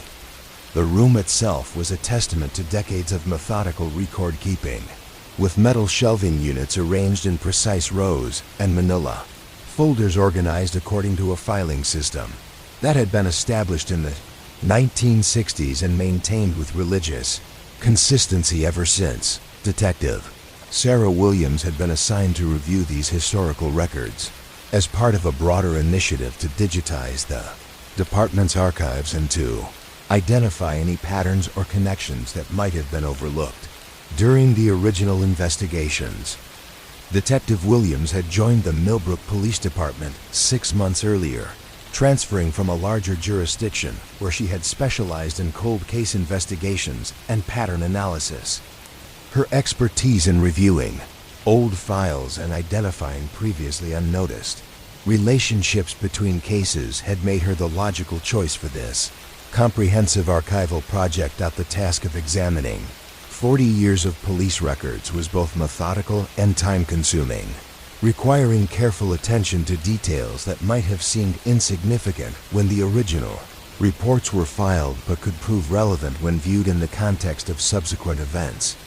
Detective Williams had established a systematic approach to the work, beginning with the oldest files and progressing chronologically through the decades of accumulated documentation. Asterisk. The earliest records in the archive dated to 1983, when Chief Henley's predecessor had implemented the filing system that continued to organize the department's case management activities.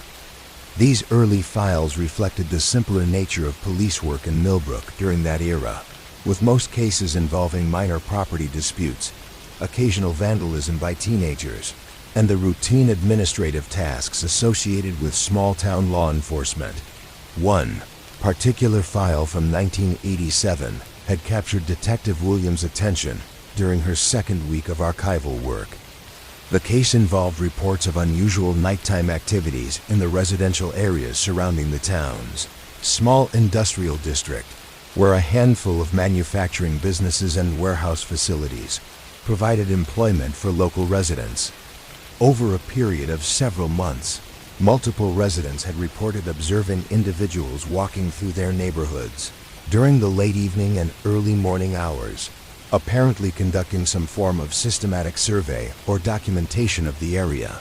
Reports had been investigated by Officer Thomas Bradley, who had served with the department for 15 years before retiring to Florida in the mid-1990s.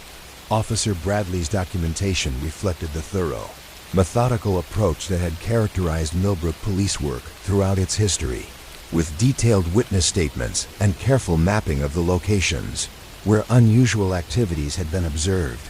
According to the file, the nighttime activities had begun in early March 1987 and had continued intermittently through the end of June. Residents of Elm Street, Oak Avenue, and several adjacent residential streets had reported seeing individuals walking slowly along the sidewalks, pausing frequently to examine houses' utility infrastructure, and what appeared to be security features such as outdoor lighting and alarm system components. Mrs. Dorothy Hartwell, who had lived on Elm Street for over 20 years at the time of the incidents, had provided particularly detailed observations about the individuals she had seen in her neighborhood. According to her statement, the people conducting these nighttime surveys appeared to work in pairs, with one person making notes or sketches while the other operated what appeared to be measuring or photographing equipment. Asterisk. The activities described in Mrs. Hartwell's statement had followed a systematic pattern, with the individuals moving from house to house along predetermined routes and spending several minutes at each location, documenting various aspects of the properties and their surroundings. The level of organization and methodical approach suggested professional activities rather than casual wandering or random criminal behavior. Officer Bradley's investigation had included efforts to identify the individuals conducting these surveys and to determine the purpose of their activities. He had increased patrol coverage in the affected neighborhoods and had positioned himself to observe the areas where residents had reported the most frequent sightings. On several occasions, he had observed individuals matching the descriptions provided by residents, but his attempts to make contact with them had been unsuccessful, as the people had apparently detected his presence and had departed before he could approach them. The file contained maps that Officer Bradley had created to document the locations where unusual activities had been reported, showing a clear pattern of systematic coverage that included most of the residential areas adjacent to the industrial district.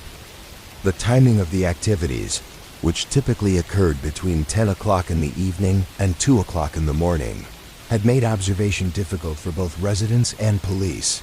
Officers, Detective Williams had noted several similarities between the 1987 case and more recent reports that had been filed with the department. The systematic nature of the activities, the apparent coordination between multiple individuals, and the focus on residential infrastructure and security features created patterns that seemed to transcend the 16-year gap between the historical case and the current investigations. Further research into the 1987 file had revealed that Officer Bradley had contacted neighboring police departments to inquire about similar activities in their jurisdictions. The responses had indicated that at least 3 other communities in the region had experienced comparable incidents during the same general time period, suggesting that the nighttime surveys were part of a coordinated effort covering a much larger geographical area than initially suspected. Asterisk. The investigation had concluded without resolution when the reported activities had ceased abruptly in late June 1987. Officer Bradley's final report had noted that no crimes had been committed in Koshbud in late June 1987. Officer Bradley's final report had noted that no crimes had been committed in ceased abruptly in late June 1987, connection with the nighttime surveys, and that No property damage or theft had been reported in the areas where the activities had been observed. The case had been classified as inactive, with a recommendation that it be reopened if similar activities were reported in the future. Detective Williams had continued her archival research with increased attention to cases that might be related to the 1987 incidents. Her systematic review had identified several additional files that contained elements potentially connected to the pattern of organized surveillance and documentation activities. A case from 1992 had involved reports of individuals conducting what appeared to be traffic studies on the main roads leading into and out of Millbrook. Local residents had observed people positioned at strategic locations along the highways, apparently counting vehicles and recording information about traffic patterns during different times of day and on different days of the week. The 1992 investigation had been conducted by Officer Patricia Monroe, who had documented the reports with the same careful attention to detail that characterized all of the department's case files. According to witness statements, the traffic monitoring activities had been conducted by teams of 2 or 3 individuals who had positioned themselves at key intersections and highway access points around the town's perimeter. The individuals conducting the traffic studies had appeared to be working with professional equipment, including electronic counting devices and what appeared to be sophisticated timing and recording instruments. Their activities had been conducted openly during daylight hours, and they had been observed taking detailed notes and measurements that suggested the work was part of some form of comprehensive transportation analysis. Officer Monroe had attempted to contact the individuals to determine the nature and purpose of their work, but had found that they departed from their observation posts whenever police vehicles approached the areas where they had been working. This pattern of avoiding contact with law enforcement had been noted in her reports as unusual behavior for people conducting legitimate research or commercial activities. The traffic monitoring had continued for approximately 3 weeks during the summer of 1992, covering what appeared to be a complete analysis of vehicle movement patterns around Millbrook during different times and conditions. The work had then ceased abruptly, with no explanation provided and no follow-up activities observed by local residents or police personnel. Detective Williams had identified additional connections between the 1992 case and both the 1987 incidents and more recent reports. The systematic approach, the professional equipment, the coordinated team activities, and the pattern of avoiding contact with law enforcement created a consistent profile that suggested the involvement of the same organization or individuals across multiple incidents separated by several years. A third historical case that had attracted Detective Williams' attention dated to 1998 and involved reports of unusual activities around the town's utility infrastructure. Over a period of several months, workers from the electric company, telephone, service, and municipal water department had reported encountering individuals who appeared to be conducting unauthorized surveys of power lines, communication equipment, and water distribution facilities. The 1998 case had been investigated by Sergeant Michael Torres, who had documented numerous reports of people examining utility installations with what appeared to be professional surveying equipment. The individuals had typically worked during early morning hours when utility facilities were less likely to be monitored by regular maintenance personnel, and had appeared to have detailed knowledge of infrastructure systems and access procedures. According to the witness statements filed by utility workers, the unauthorized surveyors had demonstrated familiarity with technical terminology and equipment specifications that suggested professional training in engineering or related fields. They had been observed measuring distances between utility poles, documenting the locations of transformers and switching equipment, and apparently mapping the relationships between different components of the town's infrastructure systems. Sergeant Torres had coordinated his investigation with representatives from the various utility companies, who had confirmed that the survey activities were not part of any authorized maintenance, upgrade, or planning projects. The companies, had also reported that the individuals conducting the unauthorized surveys had access to detailed system diagrams and technical specifications that were typically available only to employees or authorized contractors. The utility survey activities had continued intermittently throughout 1998, with reports filed during different seasons and under various weather conditions. The individuals involved had appeared to be conducting a comprehensive analysis of Millbrook's entire utility infrastructure, covering electrical, communications, and water systems with the thoroughness typically associated with major engineering projects or system upgrade planning. The case had remained active throughout 1998 due to concerns about the security implications of unauthorized access to critical infrastructure information. Sergeant Torres had worked with federal authorities who had expressed interest in the case due to its potential connections to national security issues. Though the investigation had ultimately been concluded without identifying the individuals involved or determining the purpose of their activities, Detective Williams had begun to develop a comprehensive timeline that connected these historical cases with more recent incidents, creating a pattern of systematic surveillance and documentation activities that span nearly 2 decades. Consistency of methods, the professional level of organization, and the focus on different aspects of community infrastructure suggested a long-term project of considerable scope and sophistication. Her analysis had identified several common elements that appeared in all of the related cases: the systematic approach to data collection, the use of professional-grade equipment and techniques, the coordination between multiple individuals working as teams, and the consistent pattern of avoiding contact with law enforcement or other authorities. These characteristics suggested an organization with substantial resources and long-term objectives that required detailed information about small communities and their infrastructure systems. Detective Williams had also noted that the intervals between major incidents appeared to follow a pattern, with significant activities occurring approximately every 5 to 7 years.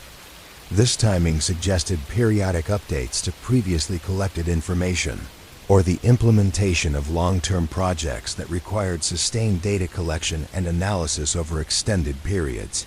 Geographical scope of the activities had apparently extended beyond Millbrook to include neighboring communities, as evidenced by the communications between local police departments during several of the historical investigations.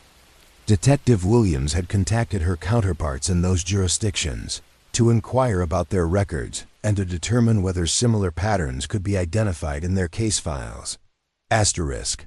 The responses from neighboring police departments had confirmed that comparable incidents had been documented in at least 4 other communities within a 50-mile radius of Millbrook.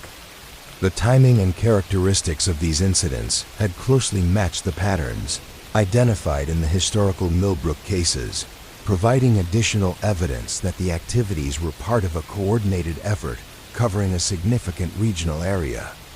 Detective Williams had compiled her findings into a comprehensive report that summarized the connections between historical cases and outlined the implications for current and future investigations. Her analysis had identified the need for enhanced coordination between regional law enforcement agencies and the development of standardized procedures for documenting and investigating systematic surveillance activities. The report had also recommended the establishment of communication protocols that would allow police departments to share information about unusual activities more effectively, enabling the identification of regional patterns that might not be APPARENT when individual incidents were investigated in isolation. The historical cases had demonstrated that seemingly isolated incidents in different communities could be components of much larger, more complex operations. Chief Henley had reviewed Detective Williams' report with considerable interest, recognizing that the historical analysis had provided new perspectives on both past cases and current investigations. The systematic nature of the activities documented over nearly 2 decades suggested that Millbrook had been the subject of ongoing attention from individuals or organizations with purposes that remained unclear. but appeared to be both sophisticated and persistent. The implications of the historical pattern analysis had extended beyond academic interest to practical concerns about community security and the adequacy of existing law enforcement procedures. The revelation that systematic surveillance activities had been conducted repeatedly over many years without being fully understood or resolved had highlighted the need for improved investigative capabilities and regional coordination. Detective Williams had recommended the implementation of enhanced surveillance detection procedures that would enable the earlier identification of systematic data collection activities. Her analysis had shown that the historical cases had typically been investigated as isolated incidents, preventing the recognition of larger patterns that might have provided clues about the purpose and scope of the activities. The historical research had also revealed that several of the earlier investigations had been limited by the technological resources and communication capabilities available at the time.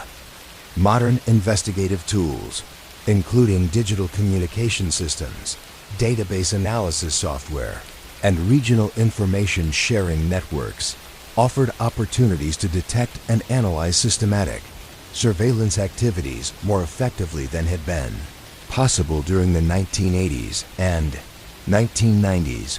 Chief Henley had authorized Detective Williams to expand her research to include cases from other regional police departments, with the objective of developing a comprehensive database of related incidents that could be used to identify patterns and predict future activities.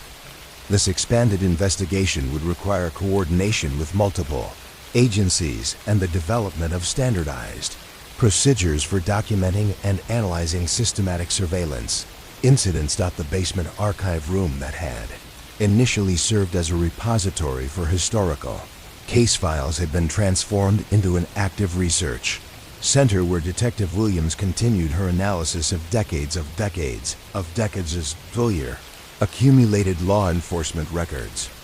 The systematic review of old cases had revealed connections and patterns that had not been apparent when the individual incidents were investigated, demonstrating the value of comprehensive historical analysis in understanding complex, long-term criminal or security issues.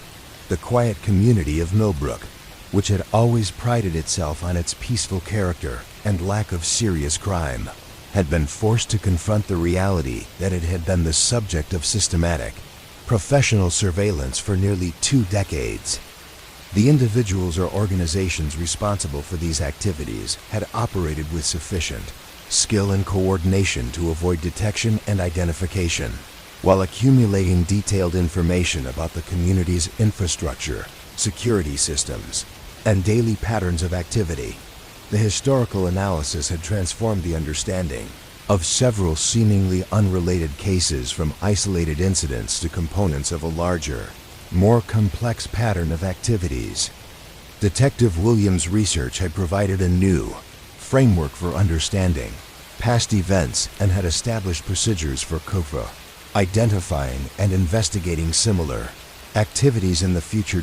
As the archival research continued, additional cases were reviewed and analyzed for potential connections to the established pattern of systematic surveillance activities.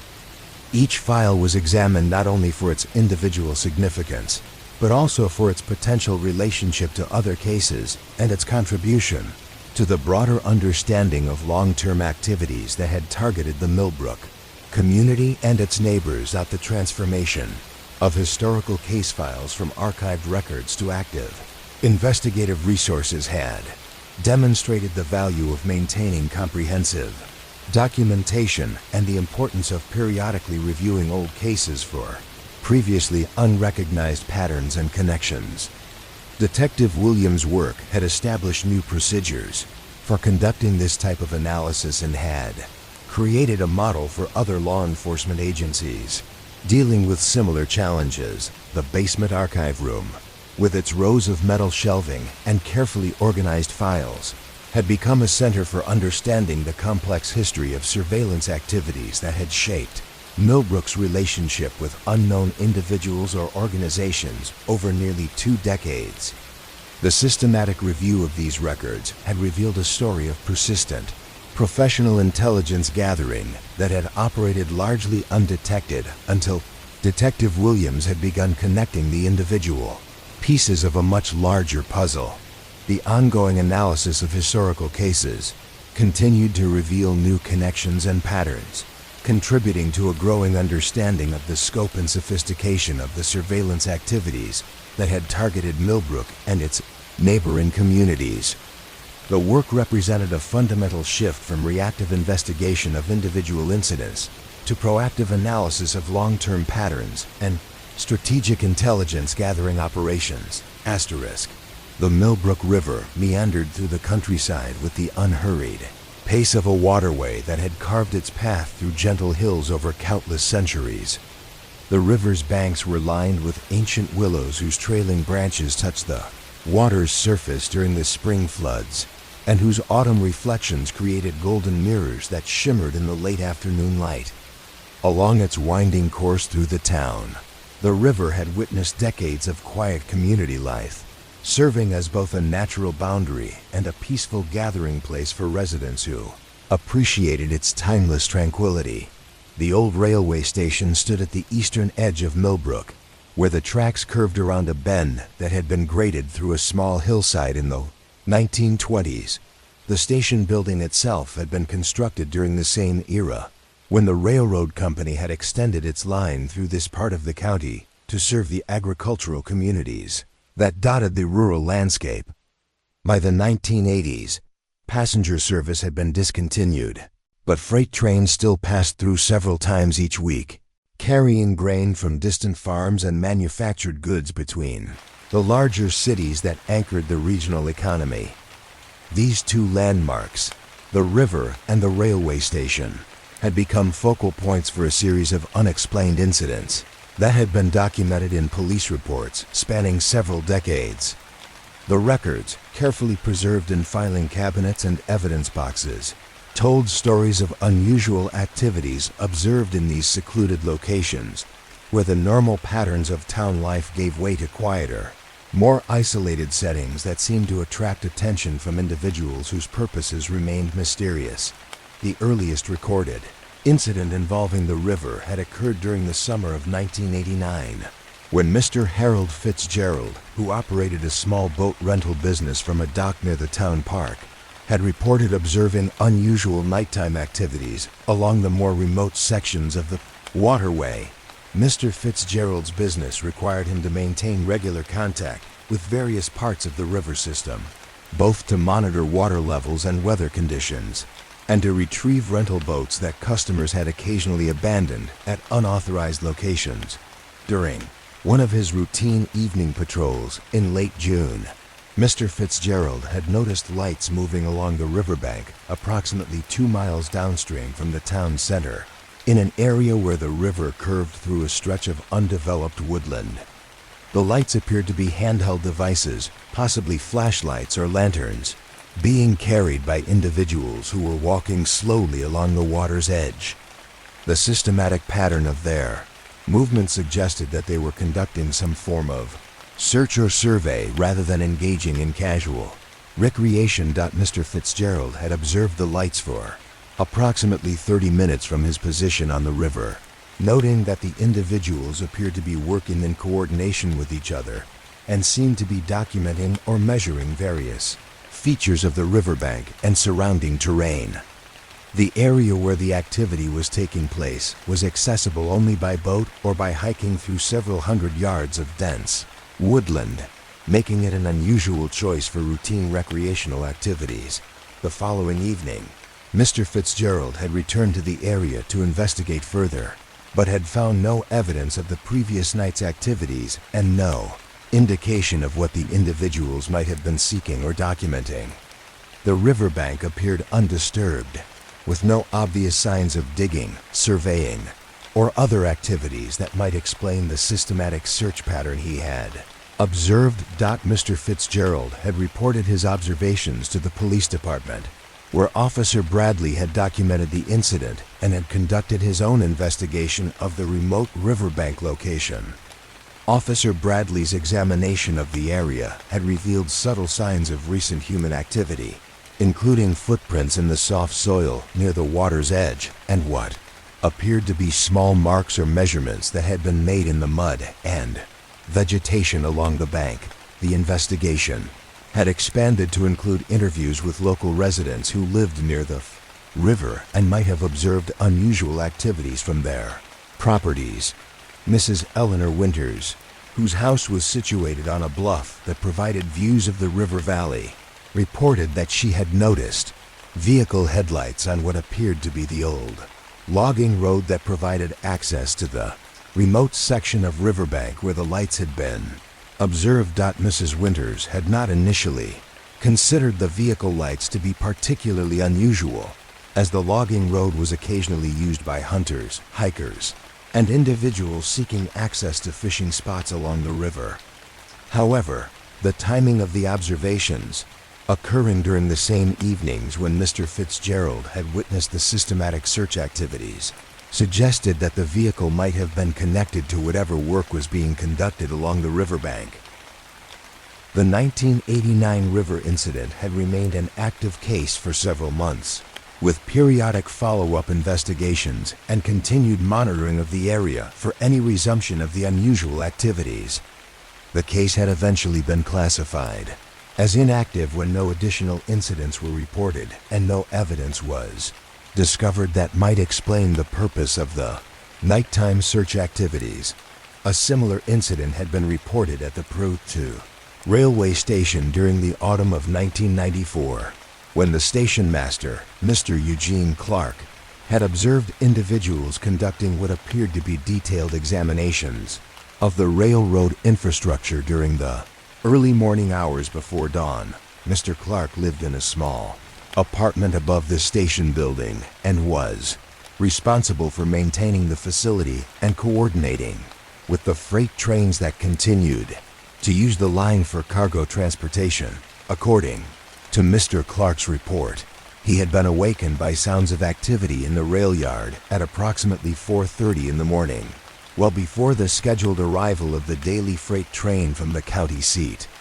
Looking out his window, he had observed several individuals moving systematically along the tracks, apparently examining the rails, signal equipment, and switching mechanisms with what appeared to be professional surveying instruments. The individuals had been working with flashlights and what Mr. Clark described as electronic equipment that they used to take measurements and record information about various aspects of the railroad infrastructure. Their activities had appeared to be highly organized and methodical, suggesting familiarity with railroad systems and technical procedures that would typically be available only to authorized personnel or specialized contractors. Mr. Clark had attempted to approach the individuals to determine the nature of their work and to verify whether they had proper authorization to be examining the railroad facilities. However, the group had apparently detected his approach and had departed from the area before he could make contact with them. They had left behind no equipment or materials and had apparently removed any traces of their presence from the rail yard. The investigation of the railway station incident had been conducted by Sergeant Torres, who had coordinated with railroad company officials to determine whether the nighttime inspection activities were part of any authorized maintenance or safety programs. The railroad company had confirmed that no scheduled work was planned for that time period, and that the systematic examination of infrastructure described in Mr. Clark's report was not consistent with any routine maintenance procedures. Railroad security personnel had been notified of the incident and had conducted their own investigation of the facilities, but had found no evidence of tampering, damage, or unauthorized modifications to any of the equipment. The inspection had revealed that the individuals who had conducted the nighttime survey had possessed detailed knowledge of railroad systems, as evidenced by their apparent focus on critical safety and operational components. The railway station case had generated particular concern due to the security implications of unauthorized access to transportation infrastructure.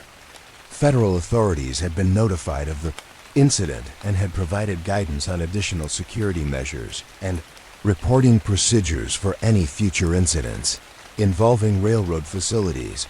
During the mid-1990s, both the river and railway station had been the subjects of increased monitoring by local law enforcement, with officers conducting regular patrols of both areas and maintaining contact with Mr. Fitzgerald and Mr. Clark to ensure rapid reporting of any unusual activities. This enhanced surveillance had continued for approximately 2 years without producing any additional incidents, leading to the gradual return to normal patrol patterns.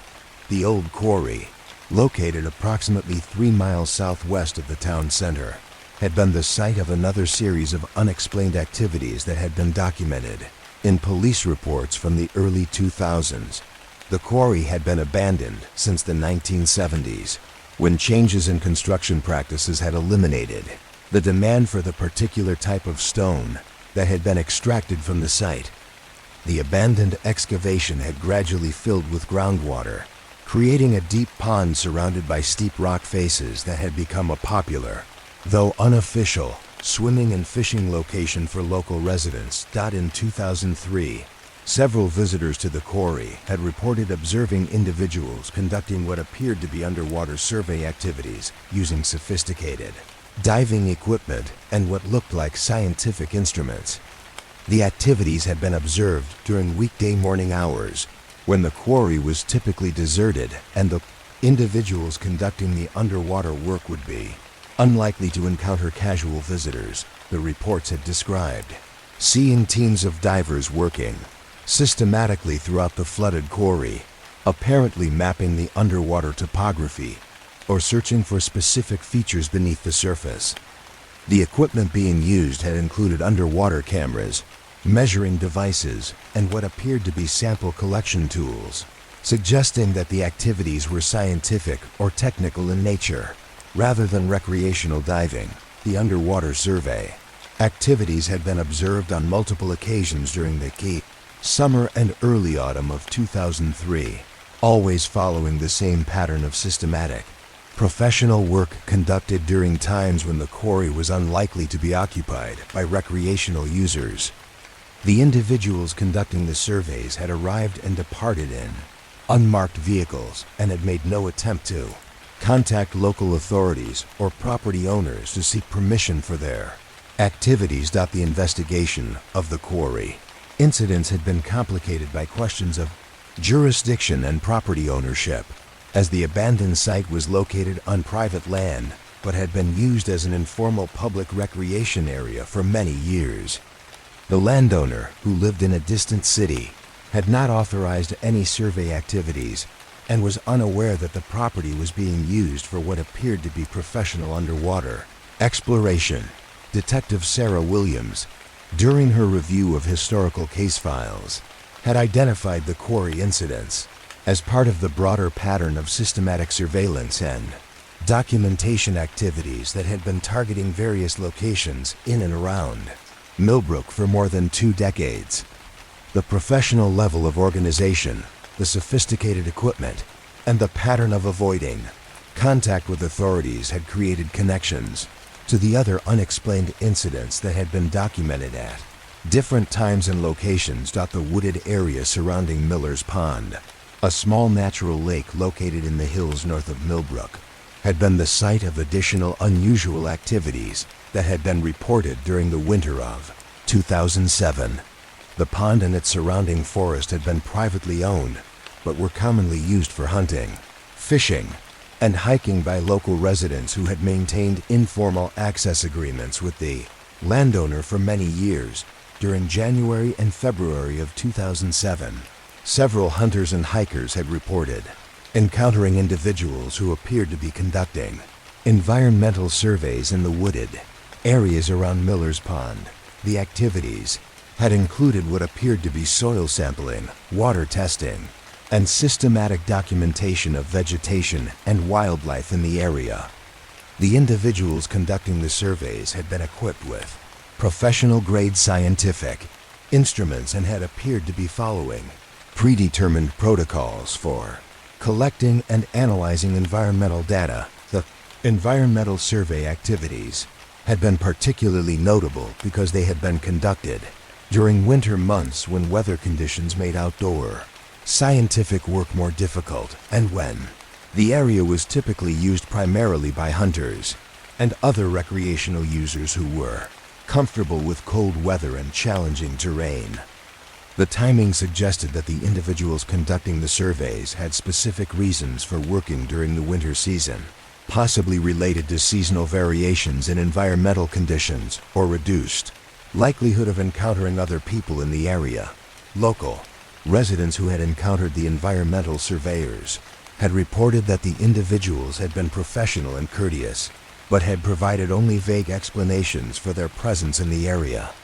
They had claimed to be conducting research related to regional water quality and forest health, but had not been able to provide specific information about the organization sponsoring their work or the ultimate purpose of their data collection activities. The investigation of the Miller's Pond environmental surveys had revealed that no academic institutions, government agencies, or environmental consulting firms in the region had any record of authorized research activities in that location during the winter of 2007. The systematic nature of the work and the professional quality of the equipment being used had suggested that the activities were being conducted by individuals with legitimate scientific training and substantial financial resources. Detective Williams had noted that the Miller's Pond case shared several characteristics with the other unexplained incidents that had been documented in remote locations around Millbrook. The professional organization, the systematic approach to data collection, the use of sophisticated equipment, and the pattern of avoiding detailed explanations or official authorization had created connections to similar activities that had been reported at the river, railway station, and quarry over a period of nearly 2 decades. The pattern of activities in remote and semi-remote locations had suggested that the individuals or organization responsible for the systematic surveillance had deliberately chosen sites that were away from the main areas of town activity but were still accessible and strategically significant in understanding the overall characteristics of the Millbrook area. The river, railway station, quarry, and Miller's Pond represented different types of natural and man-made features that would provide complementary information about the region's geography, infrastructure, and environmental conditions. Detective Williams had developed maps that showed the locations of all the unexplained incidents, revealing a pattern that appeared to provide comprehensive coverage of the key natural and infrastructure features within a reasonable distance of Millbrook's town center. The systematic nature of this coverage had suggested long-term planning and coordination that went far beyond random or opportunistic activities. The historical analysis had also revealed that the incidents in remote locations had typically occurred during periods when the more visible surveillance activities in residential and commercial areas of the town had been temporarily suspended. This pattern had suggested that the individuals responsible for the various types of systematic documentation had been coordinating their activities to avoid attracting attention through simultaneous operations in multiple locations. The remote locations had provided ideal settings for activities that required extended periods of unobserved work, sophisticated equipment, and the ability to collect detailed information without interference from local residents or authorities. The railway station, quarry, and Miller's Pond had all offered combinations of accessibility and isolation that would support professional-level surveillance and documentation activities while minimizing the risk of detection or interruption. Detective Williams had recommended enhanced monitoring of these remote locations as part of the department's ongoing effort to detect and investigate systematic surveillance activities. The historical pattern had suggested that periodic returns to previously surveyed locations were likely, as the individuals or organization responsible for the activities appeared to conduct regular updates of their information and assessments. The establishment of discrete observation points and the coordination of periodic patrols had been implemented to provide early warning of any resumption of activities at the river, railway station, quarry, or miller's pond. These enhanced surveillance measures had been designed to be unobtrusive and to avoid interfering with legitimate recreational use of these areas while providing the capability to document and investigate any suspicious activities. The remote locations around Millbrook had become integral components of the community's security planning, representing potential sites where ongoing surveillance activities might resume and where early detection could provide valuable intelligence about the individuals or organization responsible for nearly 2 decades of systematic documentation. The natural beauty and peaceful character of these locations had been preserved, but they were now understood to be strategically significant features that required ongoing attention from law enforcement personnel. The river continued its ancient course through the countryside. The railway station maintained its quiet vigil over the tracks that connected Millbrook to the broader world, and the abandoned quarry reflected the changing seasons in its still waters. These locations retained their natural character and their appeal to residents seeking peaceful recreation, but they had also become part of a larger story about systematic surveillance that had transformed the understanding of security and privacy in the small community. Gentle sounds of flowing water, distant train whistles, and wind through the forest continued to provide the soundtrack for these remote places, but they now carried with them the awareness that the peaceful isolation that made these locations attractive to residents had also made them valuable to individuals whose purposes remained unknown and whose long-term objectives continued to shape the hidden history of systematic documentation that had been conducted throughout the Millbrook area for more than 20 years. Asterisk. The genealogical records housed in the basement of the Millbrook Historical Society contained the carefully preserved documentation of families whose roots had grown deep into the soil of the community over generations. These meticulously maintained family histories, compiled by volunteers who had devoted countless hours to researching birth certificates, marriage licenses, property deeds, and cemetery records, told the stories of ordinary people whose lives had become intertwined with the quiet mysteries that had touched their town over the decades. Mrs. Elizabeth Hartwell had been the custodian of these family records for over 30 years, inheriting the responsibility from her mother-in-law, who had begun the systematic documentation project in the 1950s as part of the town's centennial celebration. The elder Mrs. Hartwell had recognized that the stories of individual families, when woven together, created a tapestry that revealed the true character and continuity of community life in ways that official histories and government records could never capture. The Hartwell family itself represented one of the earliest settlements in the Millbrook area, with ancestors who had arrived in the 1840s as part of the westward migration that had brought farming families to the fertile valleys and gently rolling hills of the region. Samuel Hartwell, the family patriarch, had purchased 200 acres of farmland along what would eventually become the eastern boundary of the town, establishing a homestead that had remained in the family for over a century and a half. Samuel's great-granddaughter, Dorothy Hartwell, had been the same Mrs. Hartwell whose detailed observations of nighttime surveillance activities had been documented in the police files from 1987. Her witness statement, preserved in Officer Bradley's careful handwriting, had described individuals conducting systematic surveys of residential neighborhoods with professional equipment and methodical precision. Dorothy had been 63 years old at the time, living in the same house on Elm Street that her husband's grandfather had built in 1923. Hartwell family history revealed a still pattern of careful observation and community involvement that had characterized several generations of the family's contribution to Millbrook life. Dorothy's father-in-law, Robert Hartwell, had served as a volunteer fire for over 20 years and had maintained detailed personal records of emergency calls, weather patterns, and unusual incidents that had occurred throughout the community.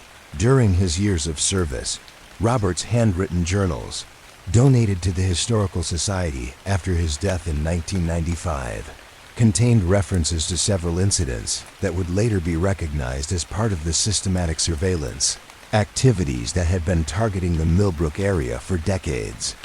His entry for March 15, 1952, described responding to reports of suspicious lights in the wooded area near Miller's Pond, where residents had observed what appeared to be systematic search activities being conducted during the early morning, hours before dawn.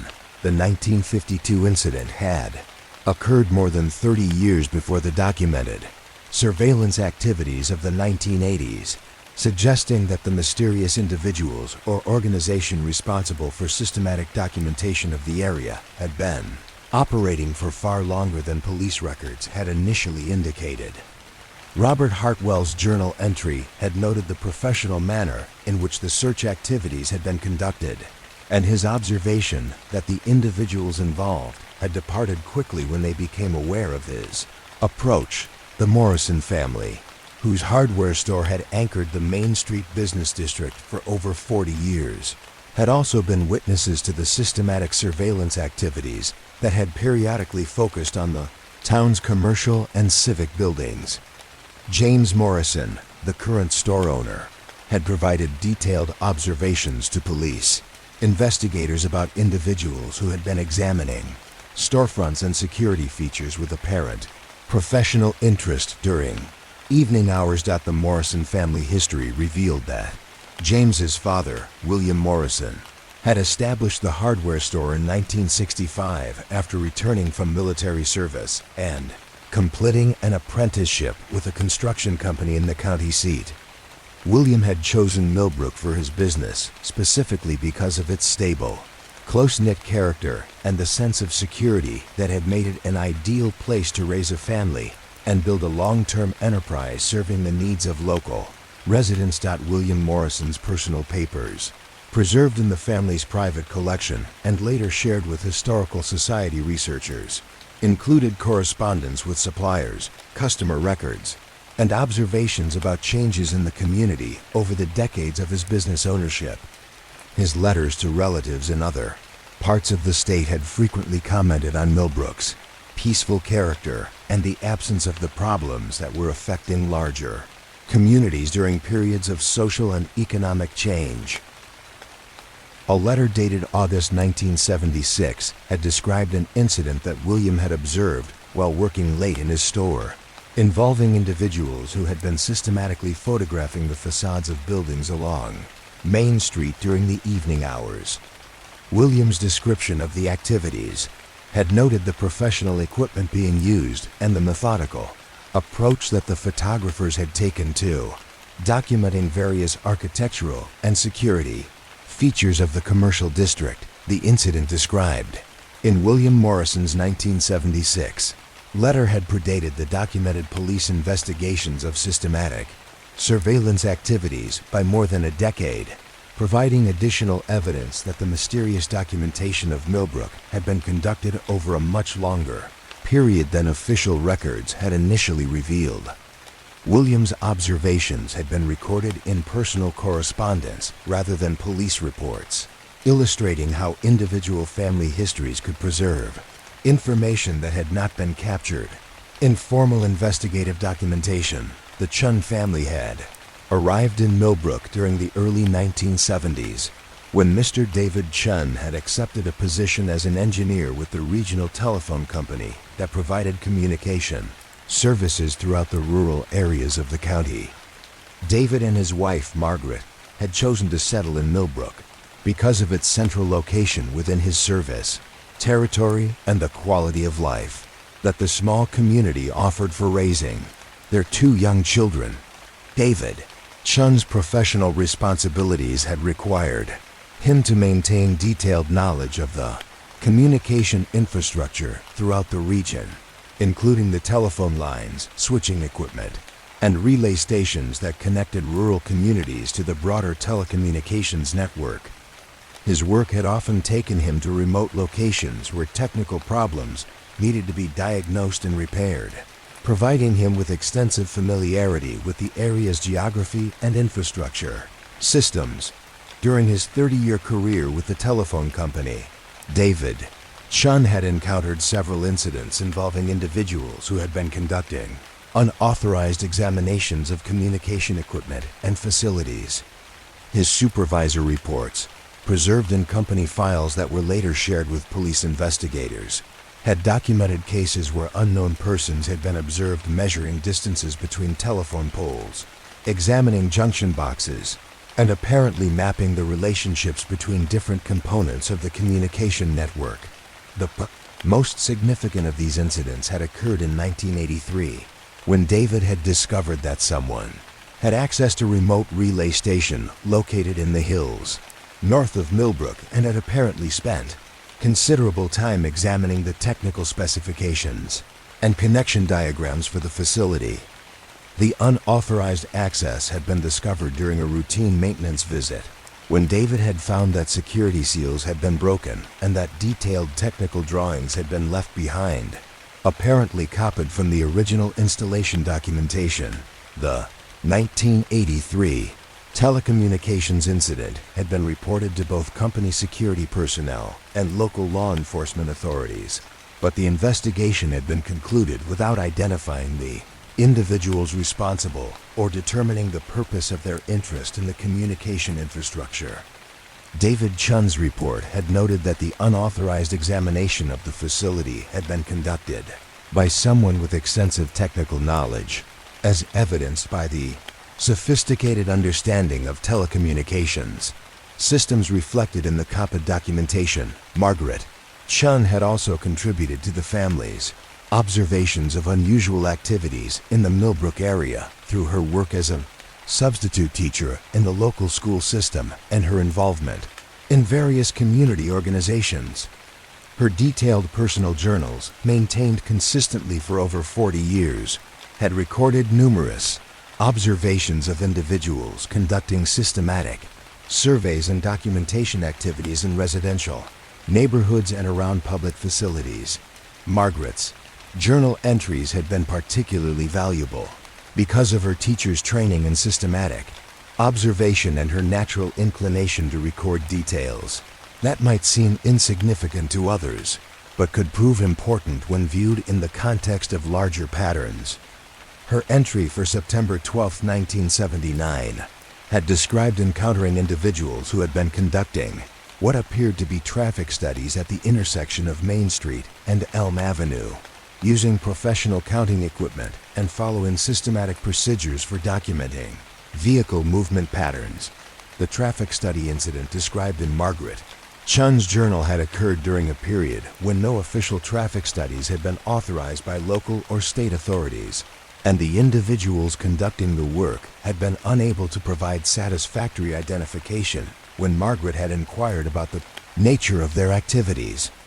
Her detailed description of the incident, including physical descriptions of the individuals and their equipment, had later proved valuable when police investigators had begun to identify patterns connecting multiple incidents over extended periods.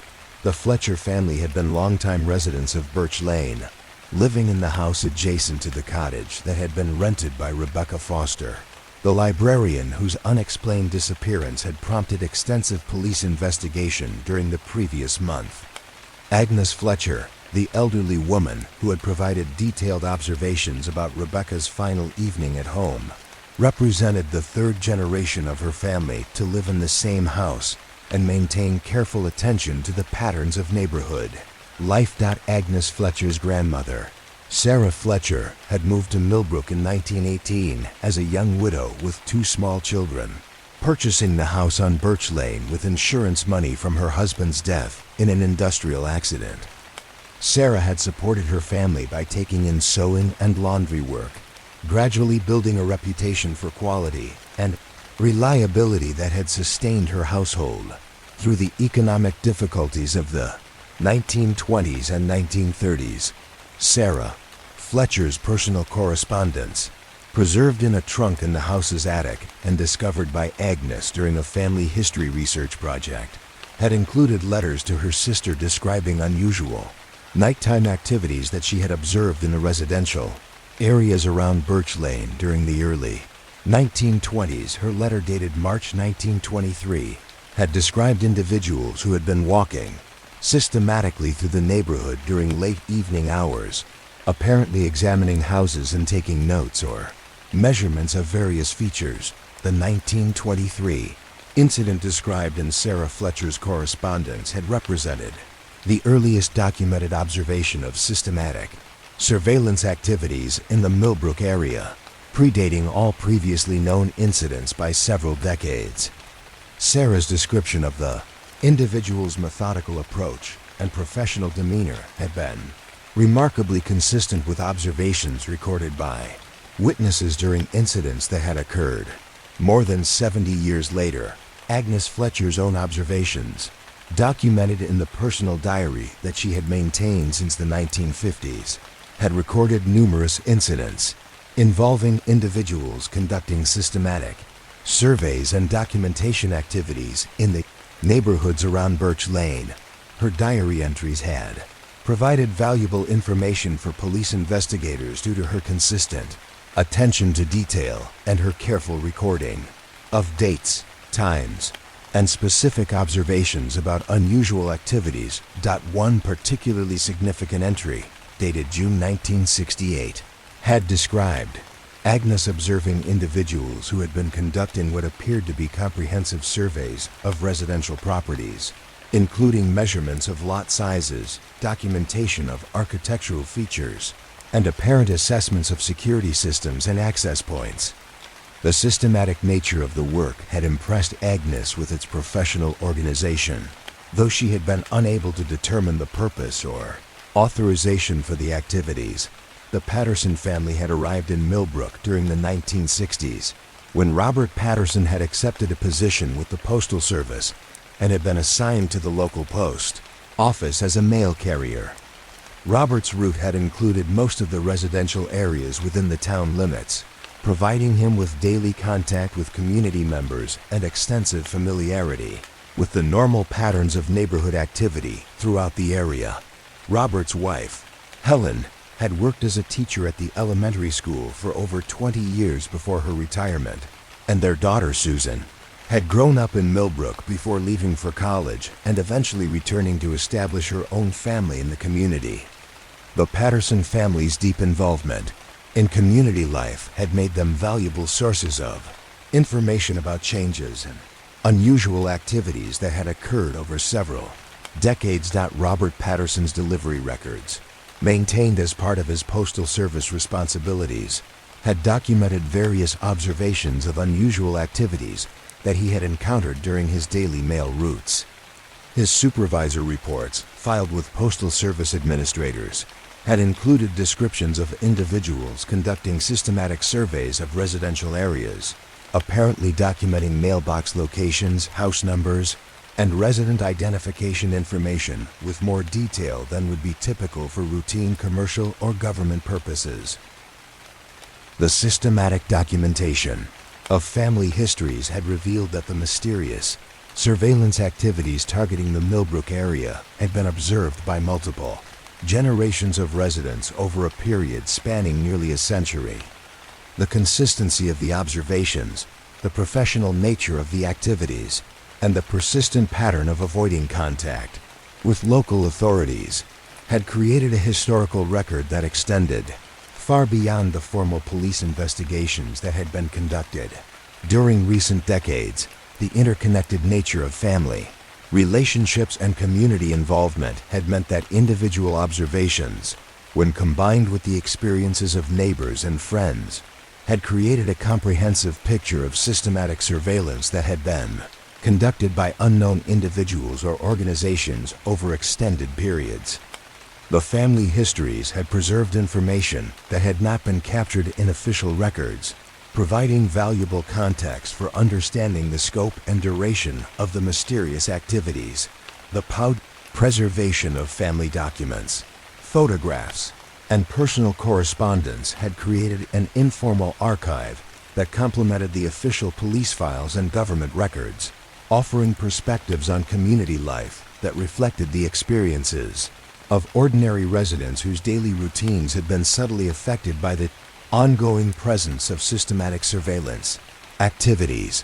The genealogical research conducted by the Historical Society had revealed patterns of observation and documentation that had been passed down through generations of families, creating traditions of community, awareness, and mutual protection that had helped to preserve the peaceful character of Millbrook, despite the persistent presence of unexplained activities conducted by individuals whose purposes remained unknown. The family histories had also demonstrated the importance of informal communication, networks that had connected residents across different neighborhoods and generations, enabling the sharing of observations and concerns that had contributed to the community's collective awareness of unusual activities and potential security issues affecting their shared environment.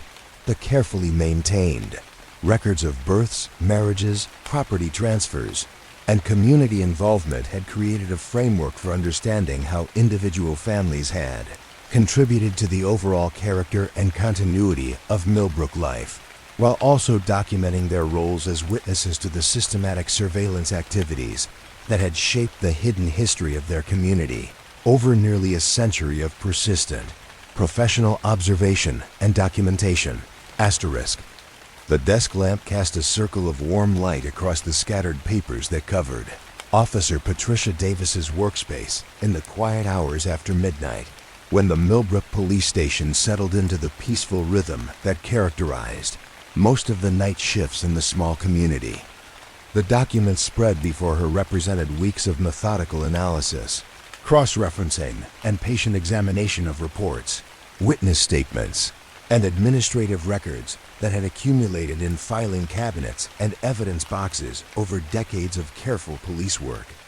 Officer Davis had volunteered to take on the task of organizing and analyzing the vast collection of materials related to the systematic surveillance activities that had been documented throughout the Millbrook area over an extended period.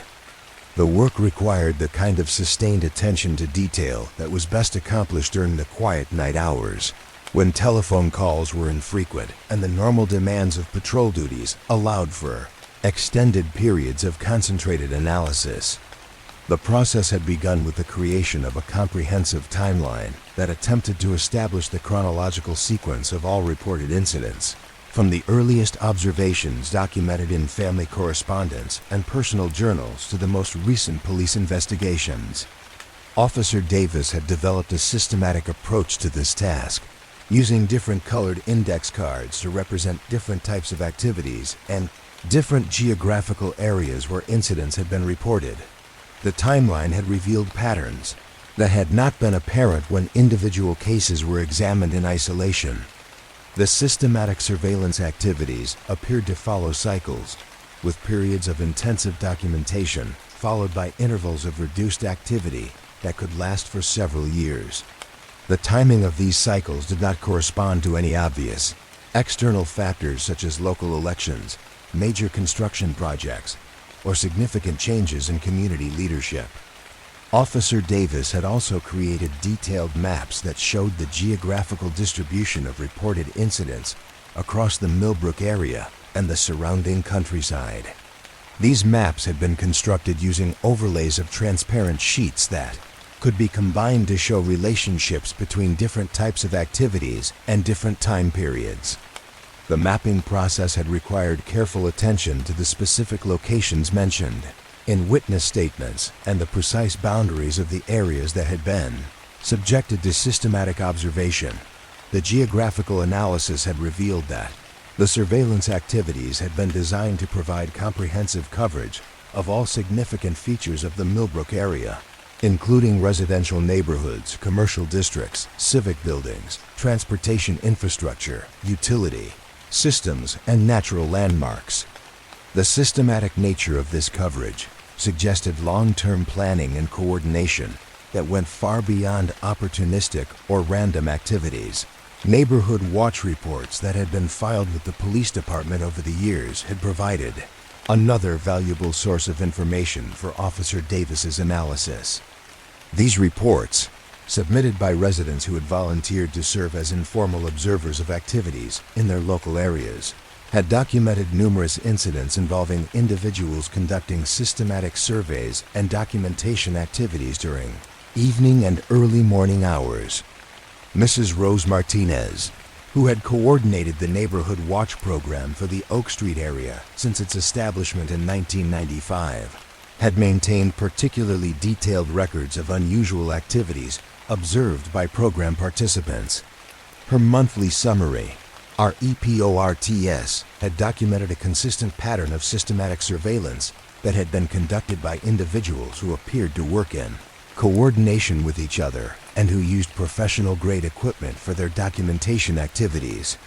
The neighborhood watch reports had been especially valuable because they had been prepared by residents who had received training in systematic observation techniques and who understood the importance of recording specific details about unusual activities. The reports had included descriptions of individuals, vehicles, equipment, and behavior patterns that had provided consistent and reliable information for police analysis. Asterisk. Officer Davis had spent considerable time reviewing the administrative records maintained by various municipal departments, looking for patterns or connections that might explain the persistent interest in Millbrook's infrastructure and community characteristics. The city clerk's office had provided access to records of building permits, zoning applications, and property transfers that might have attracted the attention of individuals interested in comprehensive documentation of the community's development patterns. The building permit records had shown a steady but modest pattern of residential and commercial construction over the decades, with no unusual concentrations of activity that might have justified the level of systematic surveillance that had been documented. The zoning records had revealed that Millbrook's land use patterns had remained relatively stable over time, with clear boundaries between residential, commercial, and industrial areas that had not changed significantly since the town's incorporation. Property transfer records had been examined for any patterns that might suggest systematic acquisition of real estate by individuals or organizations with connections to the surveillance activities. Officer Davis had found no evidence of unusual property purchases or concentrated ownership patterns that might explain the sustained interest in documenting the community's characteristics and infrastructure.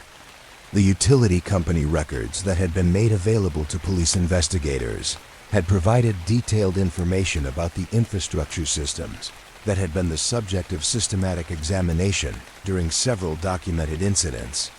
The electrical system maps had shown the locations of transformers, switching stations, and transmission lines that had been observed being surveyed by individuals with professional equipment and apparent technical expertise.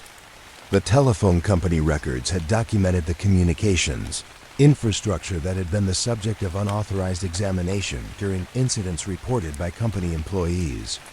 The systematic nature of the interest in telecommunications equipment had been particularly concerning because of the potential security implications of detailed knowledge about communication systems and their vulnerabilities.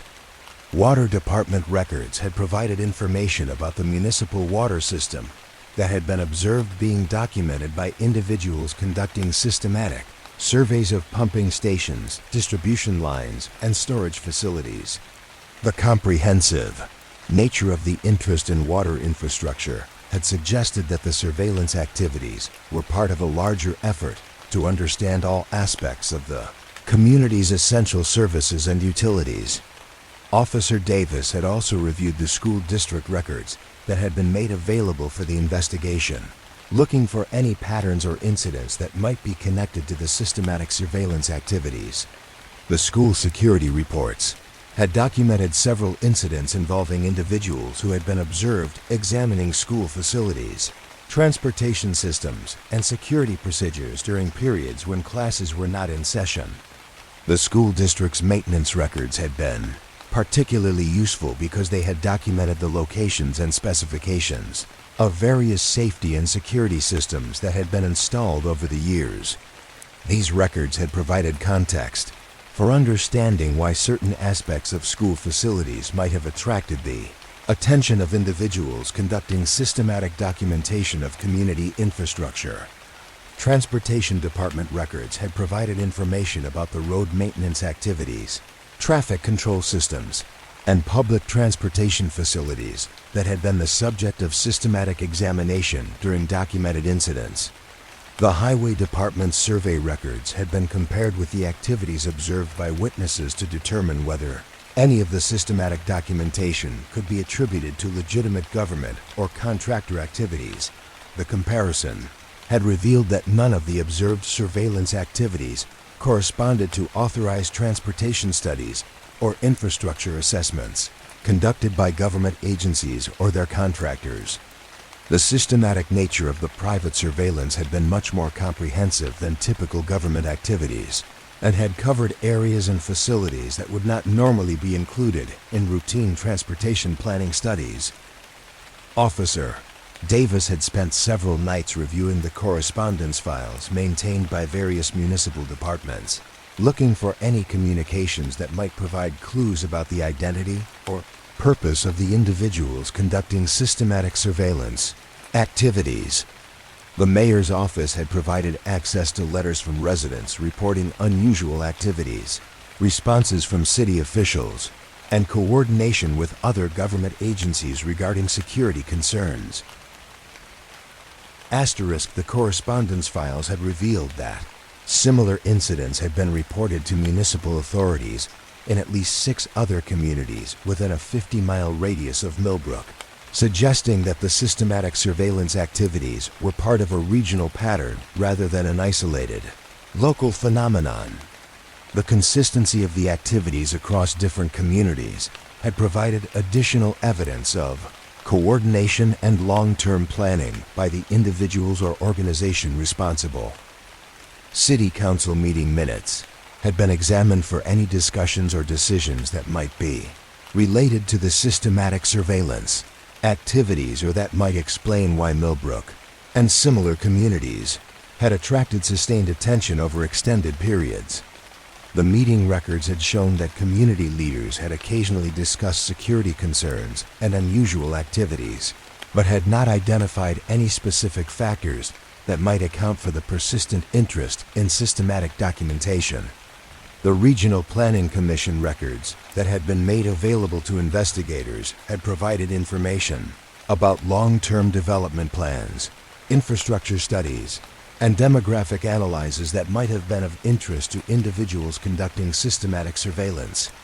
Officer Davis had found no evidence that legitimate planning activities could account for the comprehensive and persistent nature of the surveillance that had been documented over decades.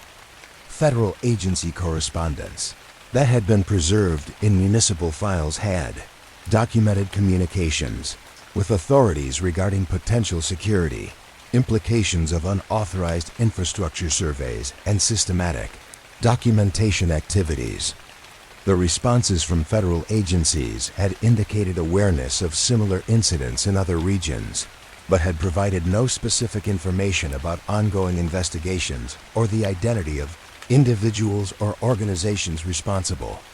Officer Davis had also reviewed the insurance records maintained by the city for potential connections to the systematic surveillance activities. Municipal insurance policies had required periodic assessments of infrastructure conditions and security measures, but these assessments had been conducted by authorized contractors whose activities had been coordinated with city officials and had been documented through proper administrative channels. The volunteer fire department records had provided another perspective on community infrastructure and emergency response capabilities that might have been of interest to individuals conducting systematic surveillance. The fire department's facility surveys and response time studies had been compared with the activities observed by witnesses to determine whether any connections could be identified. Fire department training records had documented exercises and drills that had tested response capabilities and coordination with other emergency services.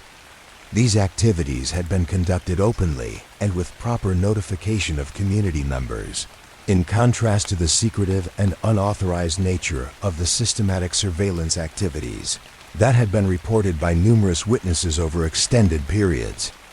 The Chamber of Commerce records had been examined for information about economic development activities, business recruitment efforts, and promotional materials that might have attracted outside attention to Millbrook's characteristics and infrastructure. Officer Davis had found evidence of routine business development activities, but nothing that would account for the systematic and comprehensive nature of the surveillance that had been documented. Local business licensing records had been reviewed for any patterns that might suggest systematic information gathering about commercial activities and economic characteristics of the community. The licensing records had shown typical patterns of small business development, with no unusual concentrations of activity or applications from individuals or organizations with connections to the surveillance activities.